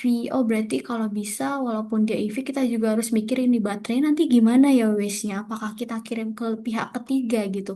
Apakah biayanya akan makin besar? Apakah emisinya kita hitung seperti apa dan seperti apa? Jadi kalau kita bicara scope 3 emission ini agak lumayan panjang ya Bapak Ibu. Kita harus hitung dari 15 kategori yang ada. Oke. Kembali lagi dari efisiensi energi tadi, kita juga belajar dari sisi kerangka kerja sustainability risk opportunity. Jadi, sesuai dengan topik kita investor, berdasarkan CPI Australia Sustainability Presentation, ini tuh kita harus tahu nih, kita dari sekarang sudah bisa nih memetakan resiko-resiko terkait climate. Bapak Ibu sudah tahu ya bencana yang ada di Indonesia ini sudah semakin meningkat ya Bapak Ibu. Dari tahun ke tahun itu sudah ada banjir, sudah ada tanah longsor, dan lain-lain. Kalau bisa dari sekarang, Bapak Ibu, jika ingin mau memetakan risiko, di sini kita juga ada bisa bantu ataupun kita bisa memberikan informasi yang jelas. Contohnya transisi risk dari sisi kebijakan. Kita nggak bisa tahu, oh tiba-tiba besok kebijakan POJK udah ganti, kita bisa ganti lagi. Jadi untuk Bapak Ibu harus dari sisi perusahaan harus lebih agile dan bisa lihat oh regulasi setiap tahun akan update ya apakah udah berlaku atau tidak apakah ada sanksi dan lain-lain. Terus kita ambil contoh dari physical risk ada yang tadi Bang Pamarto betul ada akut sama kronik.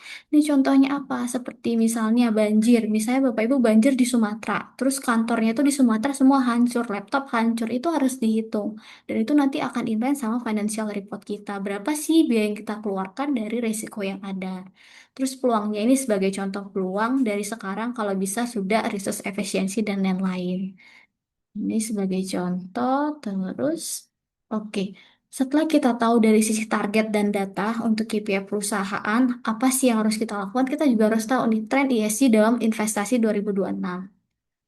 Jadi Bapak Ibu kita petakan dari beberapa jurnal dan beberapa lembaga rate bahwasannya eh, dari sisi sustainability reporting ini dapat meningkatkan strategi investasi. Kenapa? Karena kita bisa lihat bagaimana sih peningkatan strategi yang bisa dari sisi manajemen resikonya.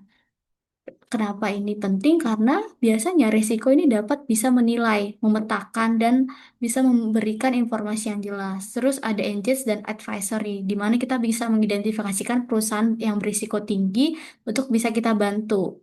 Terus ada pelaporan. Kalau di Eropa biasanya pakai CSRD ya Bapak Ibu, OSFI dan IFRS S2. Terus kita juga bisa tahu nih kira-kira dari reporting yang udah kita susun tadi sesuai dengan target investor ini siapa sih manfaatnya? Dari sisi investasi, pastinya investor juga akan bisa memberikan pendanaan untuk pengembangan produk dan juga mendapat mengidentifikasikan peluang dari imbal hasil yang ada. Terus dari tim risiko mengukur paparan dari bahaya, terus dari tim penasehat juga mendukung strategi yang ada. Jadi untuk investasi ini kita juga berusaha untuk meningkatkan strategi investasi yang ada di perusahaan itu. Oke, dan juga berdasarkan dari bank sentral yang ada di secara global di Eropa dan ataupun dimanapun di sini, bank sentral meningkatkan pengawasan risiko iklim seiring dengan perbedaan kebijakan, Bapak Ibu. Jadi kalau kita lihat di sini, pergeseran paradigma iklim, risiko finansial tidak lagi melihat isu iklim saja secara sukarela dan bisa aja nanti secara nggak langsung di Eropa ini sudah akan wajib ya Bapak Ibu. Dan di Eropa ini paling ketat dia, sedangkan di Indonesia kita masih belum terlalu ketat. Di Eropa dia sudah ada regulasi yang ketat gitu kan. Contohnya kita lihat dari Eropa ada Kanada, UK, China. Di sini bahwasannya kita bisa lihat resiko transisinya 0 sampai 10 mengukur beban bisnis pada portofolio kredit bank akibat transisi energi. Sedangkan kalau yang Y, sektor berdasarkan 10 kriteria termasuk kekuatan hukum, kelengkapan data, dan kepastian jadwal. Jadi kita belajar dari negara-negara Eropa. Ini juga salah satu faktor bahwasannya transisi resiko itu sangat penting untuk kita tahu dan transisi fisik juga perlu kita tahu. Resiko fisik dan resiko transisi tadi. Oke, dan juga dari sisi bank juga, ini juga bisa menjadi salah satu poin penting bagi kita untuk bisa tahu ya Bapak Ibu, kalau bahwasannya ini bukan hanya main-main, ini bukan hanya cuap-cuap saja, bahwasannya ini untuk secara long term sustainability ini akan penting seperti itu. Oke, terus dari sisi investor kita juga harus lihat ya Bapak Ibu, kepemilikan negara meningkat dan biaya total shareholder return. Biasanya kalau Bapak Ibu investasi, misalnya kita investasi di perusahaan X, kita harus hitung dong current price-nya berapa, purchase price-nya berapa, dividennya berapa. Jadi nggak hanya kita bisa untung dapat misalnya Bapak Ibu invest 100, terus ada biayanya misalnya dikurang 80, terus ada dividennya. Dividen kita sebenarnya juga harus dapat dari sisi TSR-nya. Jadi berdasarkan beberapa lembaga rating, masalah utama investor itu biasanya adalah pergeseran fokus pemerintah, di mana di global pemerintah negara maju semakin terlibat dalam sektor strategi. Terus dari sisi BUMN juga biasanya mendahulukan dari sisi polisinya, kebijakannya. Terus dampaknya pada investor dari sisi ekuitas. Ada dua ya, ada ekuitas dan kredit. Kalau ekuitas, dampaknya itu kinerja lebih rendah. Jadi berdasarkan yang ada di Eropa, selama 10 tahun terakhir BUMN secara konsisten berkinerja lebih rendah daripada indeks rating dalam hal total pengembalian pemegang saham atau TSR yang tadi. Terus korelasinya juga negatif dampaknya. Terus rata-ratanya di mana setiap tambahan 1 poin, presentase hak suara dikaitkan dengan pengurangan 0,5 poin. Jadi kalau dari Eropa kita bisa lihat ya Bapak Ibu, misalnya di sini dia itu jika suara haknya 100% bisa penurunannya 60% yang di hijau rata-ratanya. Terus dari sisi investor kredit, dampak pada investor kredit ini di mana menjadi dukungan pemerintah untuk mengurangi risiko debitur bisa gagal bayar ataupun bagi investor obligasi. Terus juga resiko lebih rendah. Obligasi yang diterbitkan BUMN cenderung lebih kecil kemungkinan mengalami peristiwa kredit yang merugikan. Jadi ini kita dari contoh TSR ini kita juga bisa tahu bahwasanya sustainability ini juga menjadi salah satu faktor acuan bagi investor. Apalagi untuk perusahaan-perusahaan blue chip yang seperti Pak Martua infokan, seperti Apple dan lain-lain.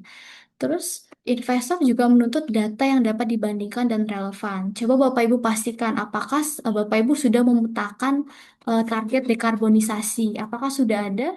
Kita lihat datanya Bapak Ibu. Dari Januari 2023 di global sudah ada peningkatan perusahaan-perusahaan yang sudah membuat peta dekarbonisasi ataupun peta net zero karbon.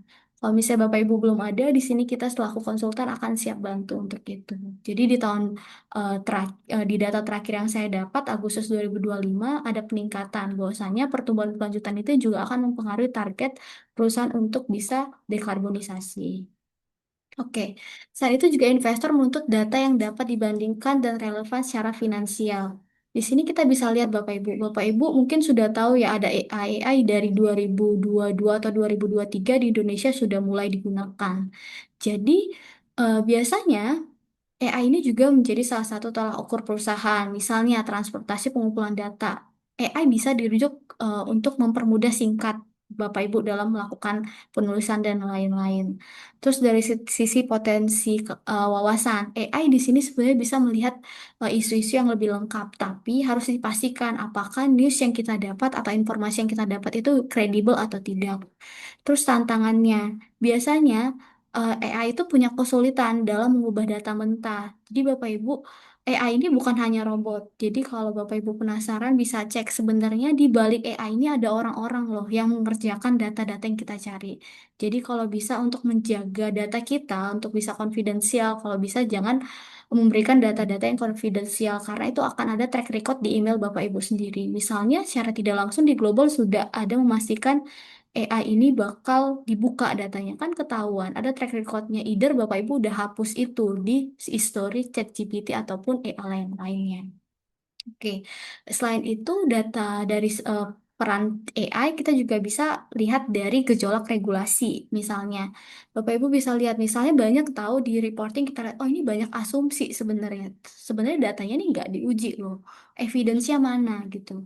Jadi kalau Bapak Ibu lihat dari rating yang atau dari sisi audit mereka bakal nanya, ini buktinya mana Pak? Kenapa nggak sesuai? Oh ternyata ini cuma kata-kata ya bisa jadi greenwashing seperti itu. Terus dari sisi penundaan perubahan, biasanya kalau di Eropa, mereka itu kadang regulasi setiap tahunnya meningkat. Seperti misalnya kayak kita menggunakan assessment report dari sisi greenhouse gas emission ya Bapak Ibu. Itu biasa ada perubahan 10 tahun sekali, 100 tahun sekali. Jadi harus sesuaikan. Terus dari respon dan tindakan investor. biasanya ada pengaruhnya juga. Investor bisa turun tangan, terus juga ada pengaruh ke yang lainnya, seperti itu. Jadi, sesuai dengan tema kita, investor ini menuntut data yang harusnya tepat, dan kalau bisa kita lebih efisiensi. Oke, Bapak Ibu, di sini saya ambil contoh roadmap ataupun laporan keberlanjutan dari salah satu bank yang besar, yaitu Bank BRI tahun 2025. Kita bisa lihat, dari 2013 mereka sudah mulai Bapak Ibu membuat laporan keberlanjutan. Sedangkan POJK tahun 2017 ya, dan SEOJK 2021. Kita bisa lihat mereka ini sudah di luar tuh, publikasi laporan keberlanjutan, sudah ada ESG-nya. Terus setelah terbit 2017, mereka sudah ada peningkatan dari tahun sebelum-sebelumnya. Dan dari sini mereka sudah mendapatkan rating yang lumayan bagus. Kalau MSCI dapatnya leader, leader dalam arti posisinya udah lebih tinggi. S&P juga udah kategorinya bagus, dapat 75. Terus kalau Sustainalytics mereka udah low risk, secara tidak langsung as investor bakal lihat, oh resiko mereka di situ rendah ya, berarti bagus dong, gak ada resiko-resiko tinggi yang harus kita curigain seperti itu. Terus ada dari sisi FTSE Good, CGPI, terus ada ASEAN Corporate Governance. Di sini kita juga bisa lihat dari BRI ini kita bisa belajar bahwasannya reporting itu nggak semata-mata hanya sebagai brosur ya seperti Pak Martul bilang tadi ya. Tapi ini juga bisa mereka mendapatkan penghargaan Asrat, mendapatkan gold, terus mendapatkan penerbitan bronze 3 fase di mana totalnya itu sekitar 13 triliun. Jadi di sini ada tahapannya dan mereka sudah mulai mengadopsi IFRS S1, S2 sejak 2024. Jadi sebelum ada mereka sudah mengadopsi. Ini bisa menjadi salah satu contoh yang bisa kita tiru ya Bapak Ibu. Oke, setelah kita memahami di sini Bapak Ibu bisa lihat di website kita. Kita di sini ada Sustainability and ESG Reporting Service. Kita bisa membantu Bapak Ibu dalam pendampingan, penyusunan ataupun pembuatan. Ada pembuatan reporting, ada perhitungan gas rumah kaca, ada pemetaan net zero emission, ada emission reduction strategi, dan juga ada kita membantu menyusun ESG framework, roadmap, terus ada mengaudit AA 1000, di mana spesifik ke versi 3 dan juga ada blueprint. Blueprint ini seperti roadmap yang tadi ya Bapak Ibu. Misalnya Bapak Ibu mau buat program-program 6 sampai 10 tahun ke depan. Di sini kita bisa siap bantu mendampingin. Terus kita ada pendampingan dari ESG rating.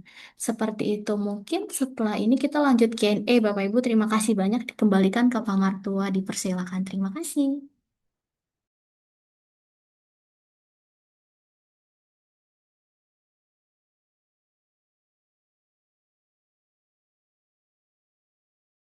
Bapak belum di-unmute, maaf. Oke, terima kasih Mbak Eva ya untuk presentasinya ya yang bagus sekali ya. Jadi kita tadi belajar Bapak Ibu ya dari ujung ke ujung kita juga tadi menyajikan data-data ya, menyajikan juga hasil-hasil penelitian yang bahkan terakhir itu jurnalnya tahun 2025 ya, Desember ya. Wah, itu luar biasa tuh. Masih hangat ya, baru baru cuma sebulan. Nah, itu tanda kita serius Bapak Ibu ya. Jadi nggak asal omong ya. Kita juga menyajikan ini berdasarkan riset dan sesuai dengan fakta dan data.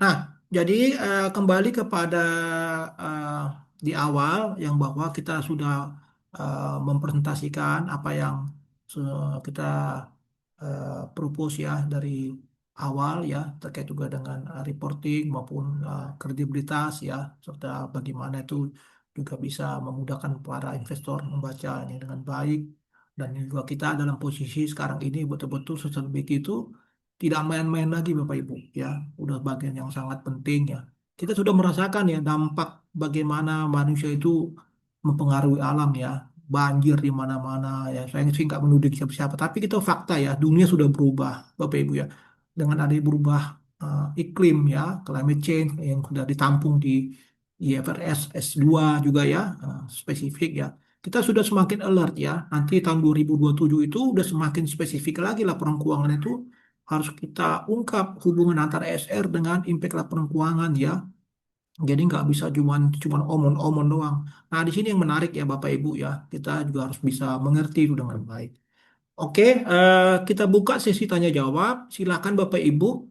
Sebelum Bapak Ibu bertanya, tolong sebutkan nama dan dari institusinya dari mana ya. Kalau memang Bapak Ibu ada yang tidak dibawa institusi secara pribadi, sebutkan aja ya pribadinya. Monggo Bapak Ibu, ya kita buka sesi tanya jawabnya. Silakan, ya.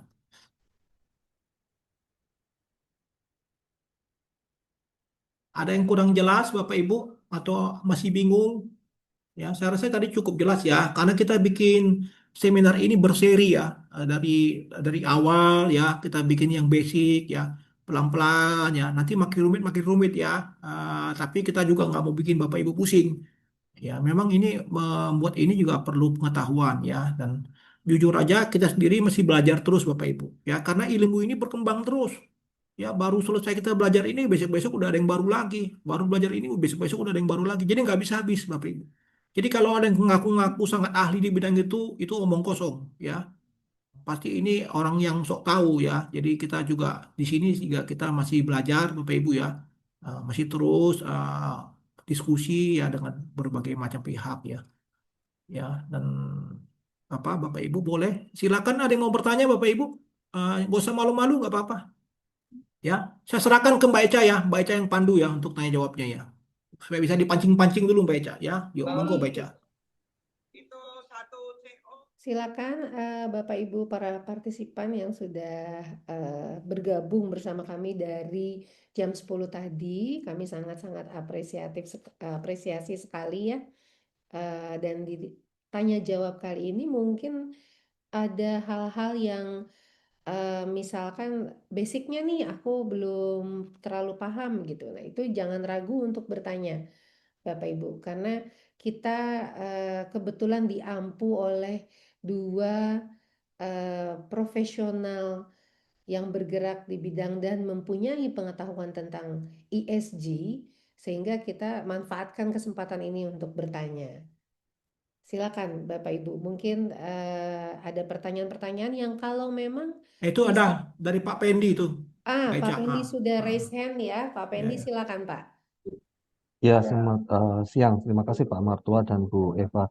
Pak, saya mau nanyakan terkait dengan Pak, mohon mohon FRS. mohon Pak sebutkan nama dari dan Oh institusi ya, dari mana Pak. Maaf Pak saya ya. Pendi Tuh. Pak dari Modern Realty, emitennya MDLN Pak.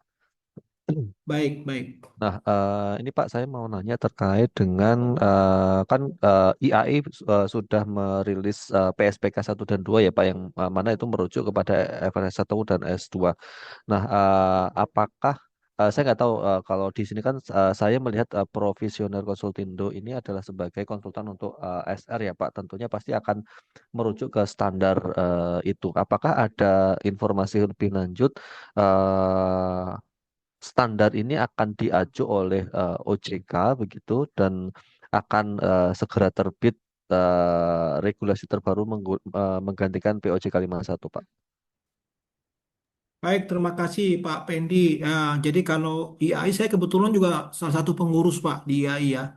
Saya di Kompartemen Akuntan Perpajakan. Jadi saya sekarang ketua tim penyusunan buku untuk buku panduan ya mengenai akuntansi perpajakan. Jadi ada proyek terakhir itu mengenai IFRS PSAK 117 ya mengenai asuransi itu saya yang pegang bukunya. Jadi pertanyaannya bagus Pak Pendi ya. Jadi kalau kita kembali kepada aturan sampai sejauh ini memang OJK belum merilis ya adanya perubahan dari bentuk laporan yang sesuai dengan PUJK 51 tahun 2017. Namun ya sudah ada isu-isu sedang digodok ya, sedang digodok karena namanya PSPK 1 dan 2 itu sudah mulai berlaku 1 Januari 2027. Jadi tentu harus apa ya selaras ya, jangan sampai nanti ada kebingungan di masyarakat ya. Sudah keluar panduan yang terbaru mengenai PSPK 1-2, tetapi kok regulasinya tidak berubah. Saya yakin ya pasti nanti akan ada perubahan ya bentuk dari laporan yang akan juga mengadopsi bagaimana nanti adanya penerapan PSPK 1 dan 2. Cuman yang paling penting nih Pak Pendi ya, kita jangan nunggu-nunggu. Baiknya kita udah siap-siap ya. Bahkan kita bisa bisa bantu nih Pak Pendi ya kalau nanti perusahaan butuh. Misalnya Pak, saya mau kepengen supaya nanti kami comply di tahun 2027. Nah, itu nanti kita bisa bikin gap analisisnya, Pak. Ya, kita bisa bantu data-data yang apa yang sudah ada di perusahaan yang memang bisa nanti komplain di tahun 2027 awal nanti 1 Januari dan apa-apa yang kita harus perbaiki dan apa yang kita harus tambahkan. Itu yang paling penting justru Pak Pendi. Jadi kita jangan tunggu-tunggu dulu ya. Jadi bagusnya sebelum peraturan OJK itu keluar, kita justru sudah harus lebih siap gitu. Nah, nanti gimana konteksnya? Nah, itu saya bilang tadi, ilmu sustainability ini bukan ilmunya akuntan sebetulnya kalau kita bicara mau jujur. Ini kompleks ilmunya, Pak. Kita bicara multidisiplin ilmunya. Ya, memang selama ini dari pihak IFRS maupun IAI mengklaim ya bahwa itu adalah terkait juga dengan kerjaan akuntan. Tapi kalau kita dalamin benar-benar ya, kompleks Pak dalamnya. Kalau kalau kita hitung-hitungan lebih jauh lagi ya, itu mesti tim besar harusnya. Nah, jadi saya sendiri Pak di sini saya juga sekarang lagi belajar ilmu hukum juga ya, lagi ngambil juga ilmu hukum sebentar lagi selesai. Nah, Ibu Mbak Eva ini juga basicnya adalah ilmu lingkungan. Nah, kalau akuntan saya akuntan Pak. Jadi ilmu ini kita gabungkan ya sehingga nanti pemahaman itu tidak sempit. Nah, tadi kalau Bapak bicara, ini kita mau komplain nih Pak. Nah, mulai dari sekarang Pak Pendi. Ya, kalau perlu undang-undang kami ke tempat Bapak. Ya, nanti kita sama-sama kita siap bantu lah. Ya, kita friendly lah orangnya ya. Kita nggak istilahnya hitung-hitungan gitu, nggak begitu ya. Kita yang paling penting bagaimana kewajiban ini bisa dilaksanakan dengan baik oleh masyarakat. Tentu sudah dikasih tenggang waktu. Ya, udah disounding nih. Ya, nih 1 Januari sudah berlaku ya 2027. Nah, nanti PUJK pasti akan mungkin gak lama lagi pasti akan keluar itu ya, gak lama lagi akan keluar. Nah, itu juga kita harus siap-siap ya. Itu Pak ya, nanti kalau nanti bagaimana itu impactnya terhadap laporan keuangan segala macam, nah, itu udah hal yang berbeda lagi ya. Mungkin sesinya tidak bisa saya tuangkan detail di seminar ini terlalu banyak karena industrinya pasti akan berbeda-beda Pak, spesifik. Kayak Bapak tadi apa ya? Itu properti Pak ya, Iya, developer betul ya. Pak, real estate. Nah, itu beda lagi kalau kita bicara misalnya misalnya industrinya pertambangan batu bara, udah beda lagi. Jadi nggak bisa namanya sapu jagat, Pak. Itu mesti udah customize itu sesuai dengan masing-masing industri, ya. Jadi kita siap bantu untuk itu. Gitu ya, Pak Pendi ya. Mudah-mudahan apa ya kita bisa kenalan lebih lanjut ya, Pak Pendi ya. Bisa bisa Baik, terima kasih banyak Pak. kopi darat ya. Oke. Ya, yang lain boleh silakan. Ya, baik, Cak. Ya, baik Pak Pendi, terima kasih. Nanti dari kami juga ada sedikit kenang-kenangan ya. Saya akan message Pak Pendi di chat group di melalui platform Zoom ini. Nanti mohon dapat direspon ya Pak ya. Silakan untuk penanya yang lain. Mungkin kalau banyak yang masih malu-malu gitu ya. Mungkin antara ini sudah mengerti semua Pak Martua. Sudah menguasai semua karena memang yang dijelaskan Pak Martua dan Mbak Evana ini sudah menyeluruh sekali. Sehingga mungkin, wah pertanyaannya jadi bingung nih mau nanya apa. Gitu Pak, mungkin ya. Tapi eh, kalau ada pertanyaan-pertanyaan seputar ESG mungkin yang tidak eh, langsung berkenaan dengan materi hari ini juga kita perbolehkan ya Pak Martua. Ya, Mbak Eva, silakan, silakan. ya. Ya, Silakan Bapak Ibu. nggak apa-apa ya. Terkait dengan Te- ESG mungkin Ya, Pak. tentu tentu dengan catatannya saya tidak tahu semua ya. Kalau saya nggak tahu, saya bilang nggak tahu ya. Nanti kita cari tahu ya. Karena ini saya bilang juga ilmunya lagi berkembang ya. Terus ada update tiap hari ya. Jadi kadang-kadang saya lihat ini kayak berpacu terus ya. Kita baru belajar ini, udah keluar lagi yang baru ya. Tapi kalau frame-nya untuk laporan memang sejauh ini ya untuk di Indonesia masih yang dikeluarkan oleh OJK tadi, POJK 51 ya. Itu yang kita kenal sebagai standar minimumnya ya, minimum ya. Jadi kalau bisa diminum dipenuhi gitu ya. Tetapi kalau mau lebih jauh lebih bagus lagi ya, jauh lebih bagus. Ya, begitu. Ini Pak Yunan boleh Pak nih kalau nggak salah apa eh, pertemuan sebelumnya Bapak ikut nih ya. Saya ingat nih gambarnya pakai gambar kartun nih ya. Ya. Ini mukanya apa persis Bapak nih mukanya Pak? Iya Pak, mohon maaf Pak. Ini soalnya sambil di kantor belakang ada banyak orang juga, jadi nggak enak kalau buka kamera nanti Oh ya, baik-baik, peluang nggak ini. apa-apa. Nggak apa-apa, cuman saya tertarik nih Bapak pakai kartun nih. Unik juga Iya. nih. Ada yang mau ditanya Pak Yunan? Ah, sejauh ini belum sih Pak. Tadi udah keambil sama Pak Pendi Pak. Apa Oke. kaitannya dengan implikasi di OJK sih Pak. Ya, kalau boleh tahu Pak Yunan dari apa institusinya Pak? Oh iya Pak, saya dari Perhutani Pak. Oh, Kebetulan Perhutani. iya, bukan apa namanya, Oh, belum IPO, memang kami masih perum. Jadi eh, ya, ya, ya. pemenuhannya kita meskipun belum diwajibkan, tapi kita mengacu OJK dan Iya, JLI sih Pak, sedikit-sedikit. Kita tahun lalu sudah baru apa namanya rilis SR Pak. Tahun ini juga kita perbaikan-perbaikan tadi. Ada banyak masukan baik. tadi Pak. Baik, baik, baik. Ya, semoga semakin bagus ya SR-nya ya. Iya Pak, Nanti amin. kalau ada kesulitan, jangan sungkan-sungkan Pak hubungi kita ya. Kita siap, Siap Pak, siap kita Pak. siap bantu ya. Pokoknya kalau masih hanya terbatas diskusi, kita kasih free lah, nggak kita charge. Gak usah takut ya. Ah, Baik-baik Pak. ya, Terima kasih Pak oke, Lana. yuk, yuk, makasih. Oke, yang lain, ada yang mau tanya, Bapak Ibu? Apa udah ini semua? Udah cukup? Eh, jadi intinya Bapak Ibu memang kita untuk membuat suatu yang atau kredibel tadi, yang ingat ya prinsip-prinsip tadi itu coba diterapkan ya. Kalau Bapak Ibu sekarang sudah mulai seperti Pak Yunan ya, sudah mulai apa membuat SR ya, mungkin juga tadi Pak Pendi juga ya.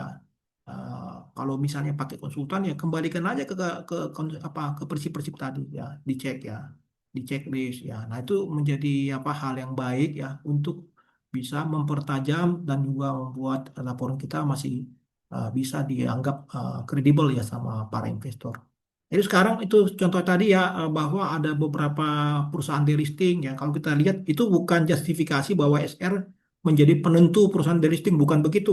Tetapi kita bisa melihat salah satu faktor ya mereka tidak membuat SR itu berarti mereka kan tidak comply ya. Berarti governance pun acak-acakan gitu ya.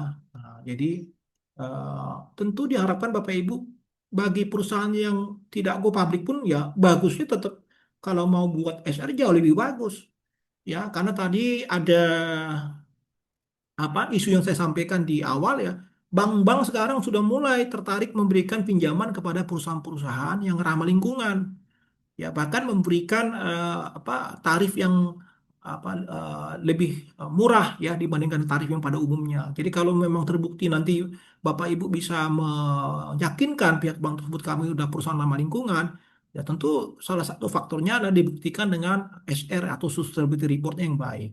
Nah, jadi apa ada apa impact secara apa value perusahaan akan meningkat Bapak Ibu ya. Jadi bukan hanya sekedar patuh-patuh, tetapi nggak ada yang apa nggak ada yang impact secara keuangan. Jadi orang kan kadang-kadang hitung itu kan ada duitnya nggak nih, ya kan? Kalau nggak ada duitnya ngapain gue pusing gitu kan? Nah ini sebetulnya ada duitnya semua nih Bapak Ibu ya. Kalau patuh, bank-bank banyak yang sudah mulai tertarik. Bank Mandiri juga kalau nggak salah ada green loan juga. Hah? Oh ada yang nanya satu lagi Pak Andri ya, Pak Andri monggo Pak. Silakan Pak. Oke, selamat Tolong Pak pagi, nama Pak. yang institusi Pak, tolong Pak. Ya, Hmm. selamat pagi, Pak. Oke, nama saya Andre, Pak. Sebelumnya saya di PT One Jack Indonesia, Pak. Di Baik, perusahaan farmasi di Karawang. baik, Seperti itu. baik. Pak, mau nanya, kan jujur kalau mengenai SR ini kan, saya kemarin sempat menyusun secara mandiri, Pak, sebelumnya. Karena kan saya hanya meng-copy paste dari apa laporan di tahun sebelumnya Pak seperti itu Hmm. dan kami hanya Hmm. mengganti apa namanya narasi dan angka-angka yang mungkin terkait pengelolaan di lingkungan terkait Hmm. limbah Hmm. B3 dan kawan-kawan seperti itu Hmm. dan Hmm. kalau perusahaan kami sebenarnya perusahaan holding kami sudah TBK Pak cuma perusahaan yang saya pegang PT Wanjek itu masih belum TBK seperti itu dan memang saat ini laporan yang kami buat emang tidak ada sebuah validasi dari investor kami karena kan kami membuat SR karena kami kan mengekspor ke Jepang ataupun ke negara lain dan cukup dengan itu. Hmm. Pertanyaannya adalah apakah satu butuh divalidasi mengenai data yang ada, yang kedua adalah apakah ada lembaga lembaga validatornya Pak, mungkin ada mungkin kriterianya seperti itu yang mampu memvalidasi bahwa laporan kami itu jangan sampai kayak yang Bapak sampaikan ada greenwashing dan kawan-kawan seperti itu. Jadi saat ini kami belum nyampe ke situ. Mungkin itu yang mohon feedback dari Bapak. Terima kasih. Hmm, baik.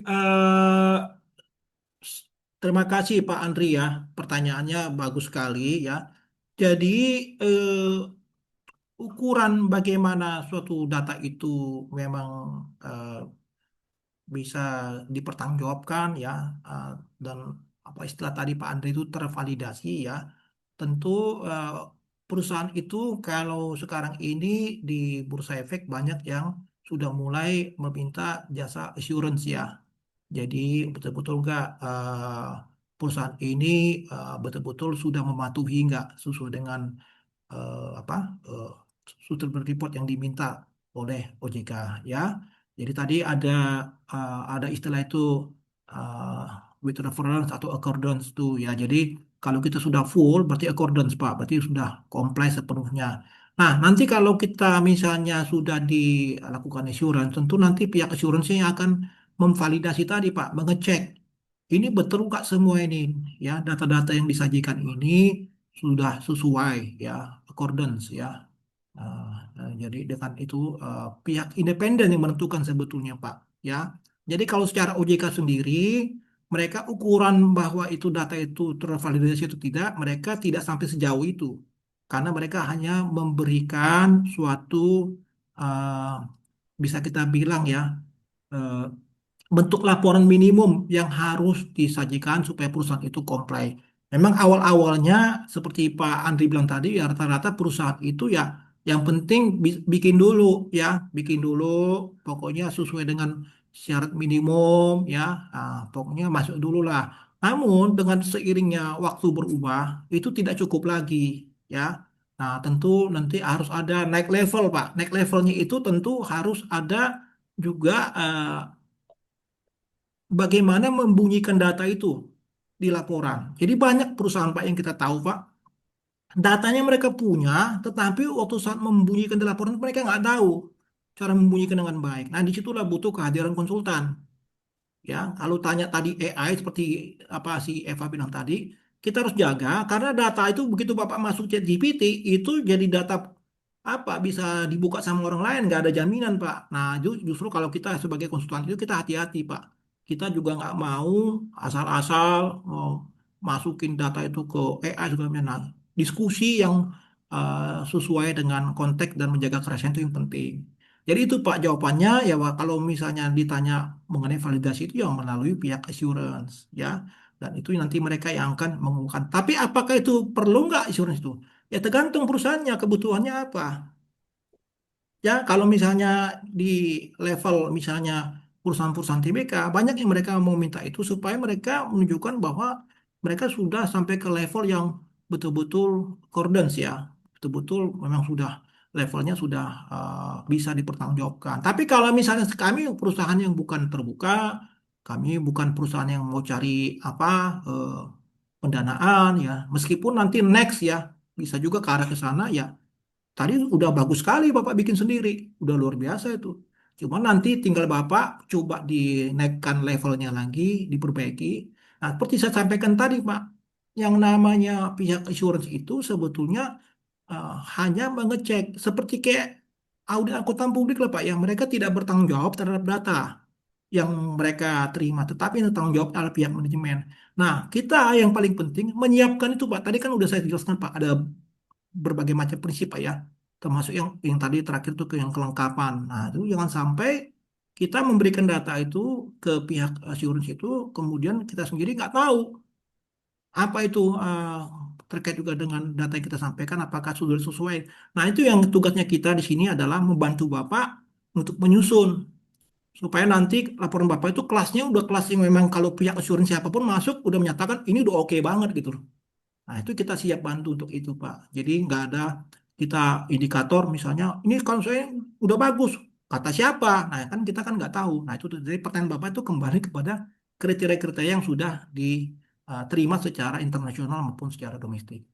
Mungkin Mbak Eva bisa menambahkan, silahkan Mbak Eva. Oke, terima kasih Pak Martua. Oh, Pak Andri, kalau boleh tahu tadi infonya holdingnya sudah TBK. Betul. Betul. Kalau Bapak tadi, maaf, tadi saya kurang kedengaran nama perusahaannya apa, Pak? Sebelumnya di One Jack Indonesia.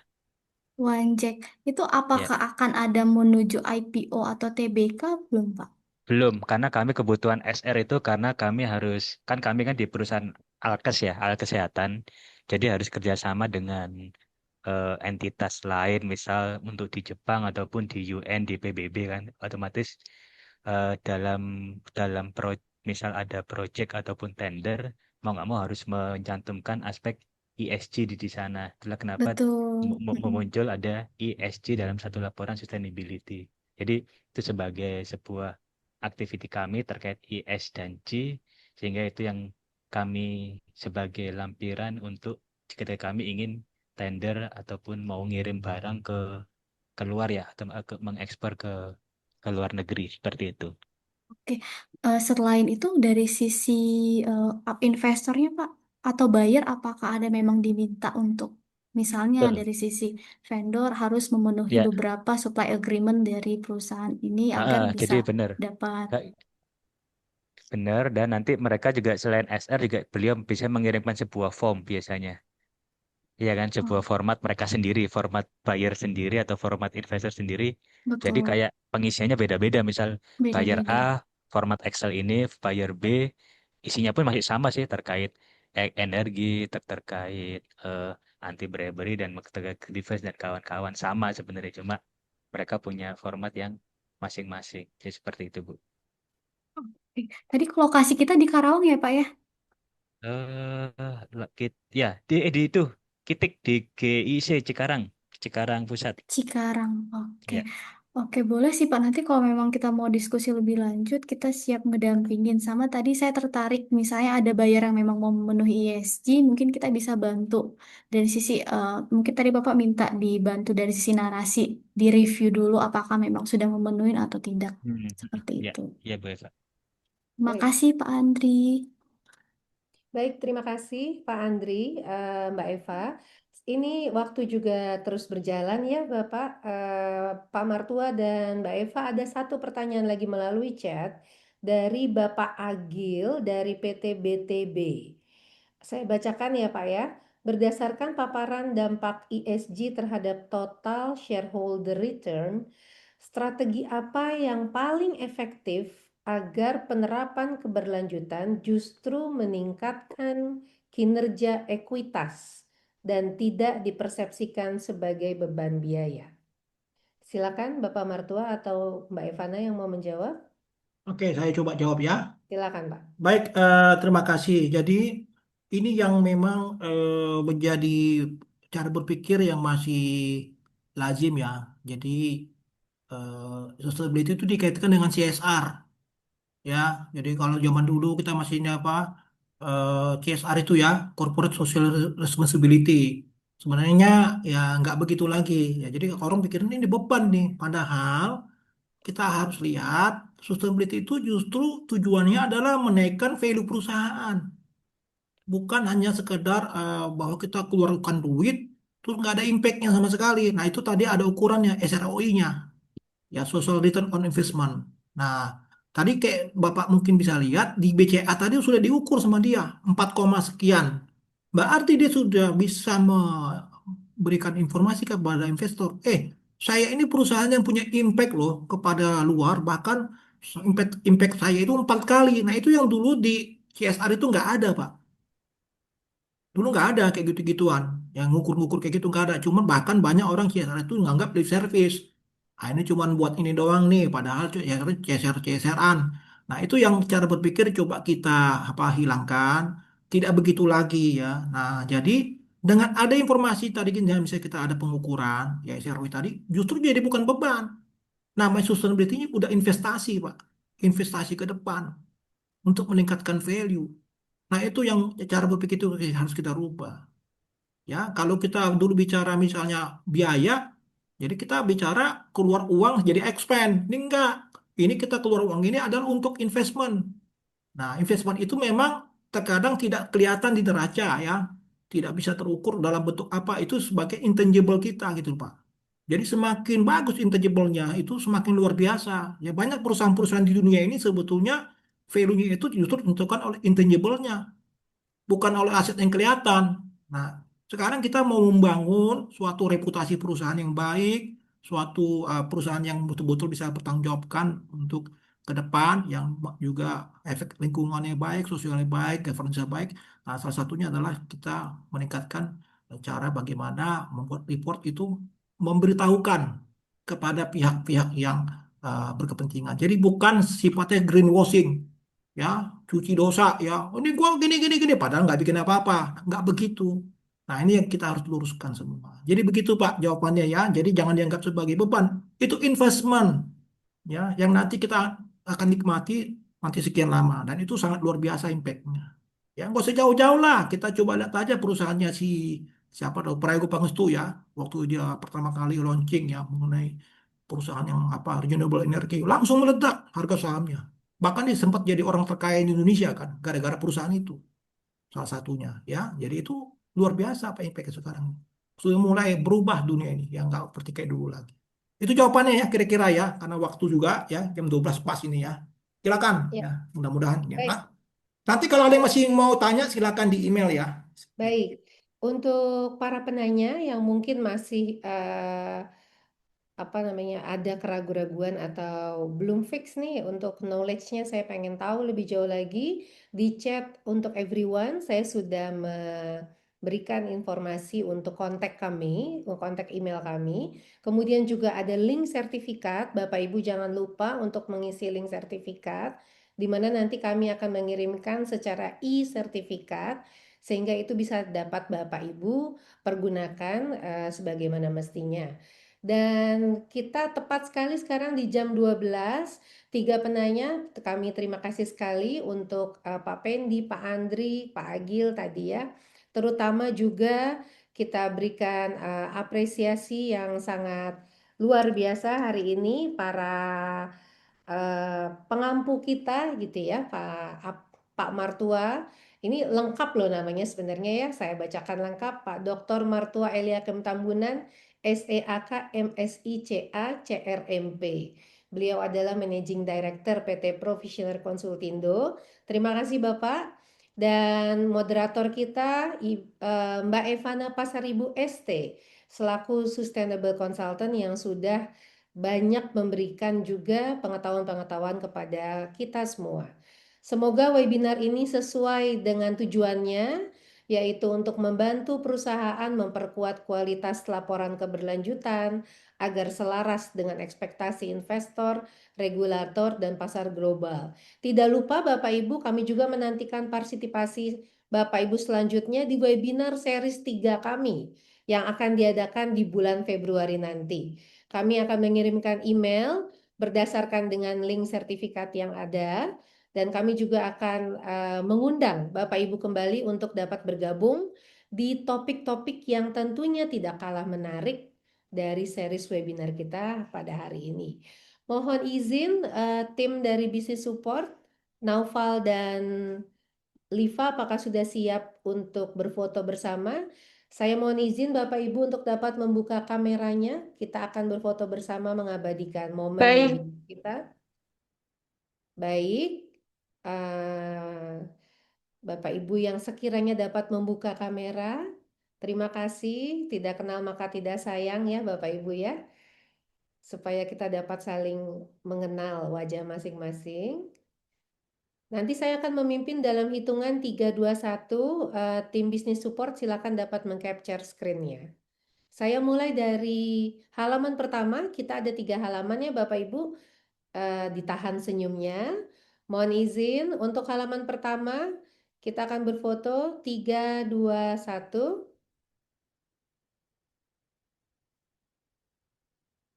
Baik, untuk halaman kedua, 3, 2, 1. Baik, dan halaman yang terakhir, halaman ketiga, 3, 2, 1.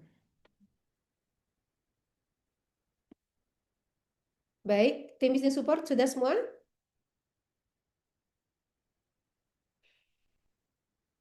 Sudah dilakukan tim bisnis support aman?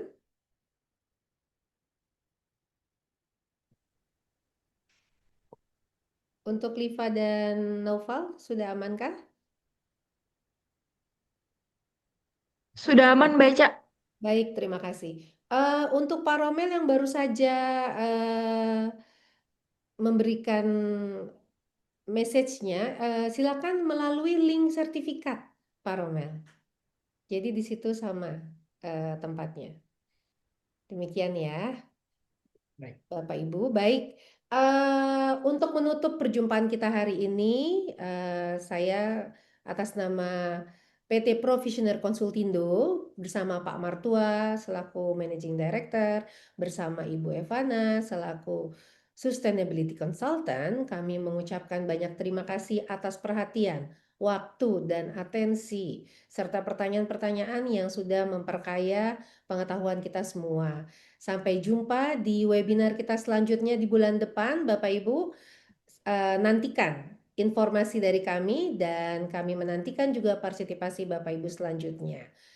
Wassalamualaikum warahmatullahi wabarakatuh. Salam sejahtera untuk kita semua. Demikian kami akhiri webinar kita pada siang hari ini. Terima kasih Bapak Ibu.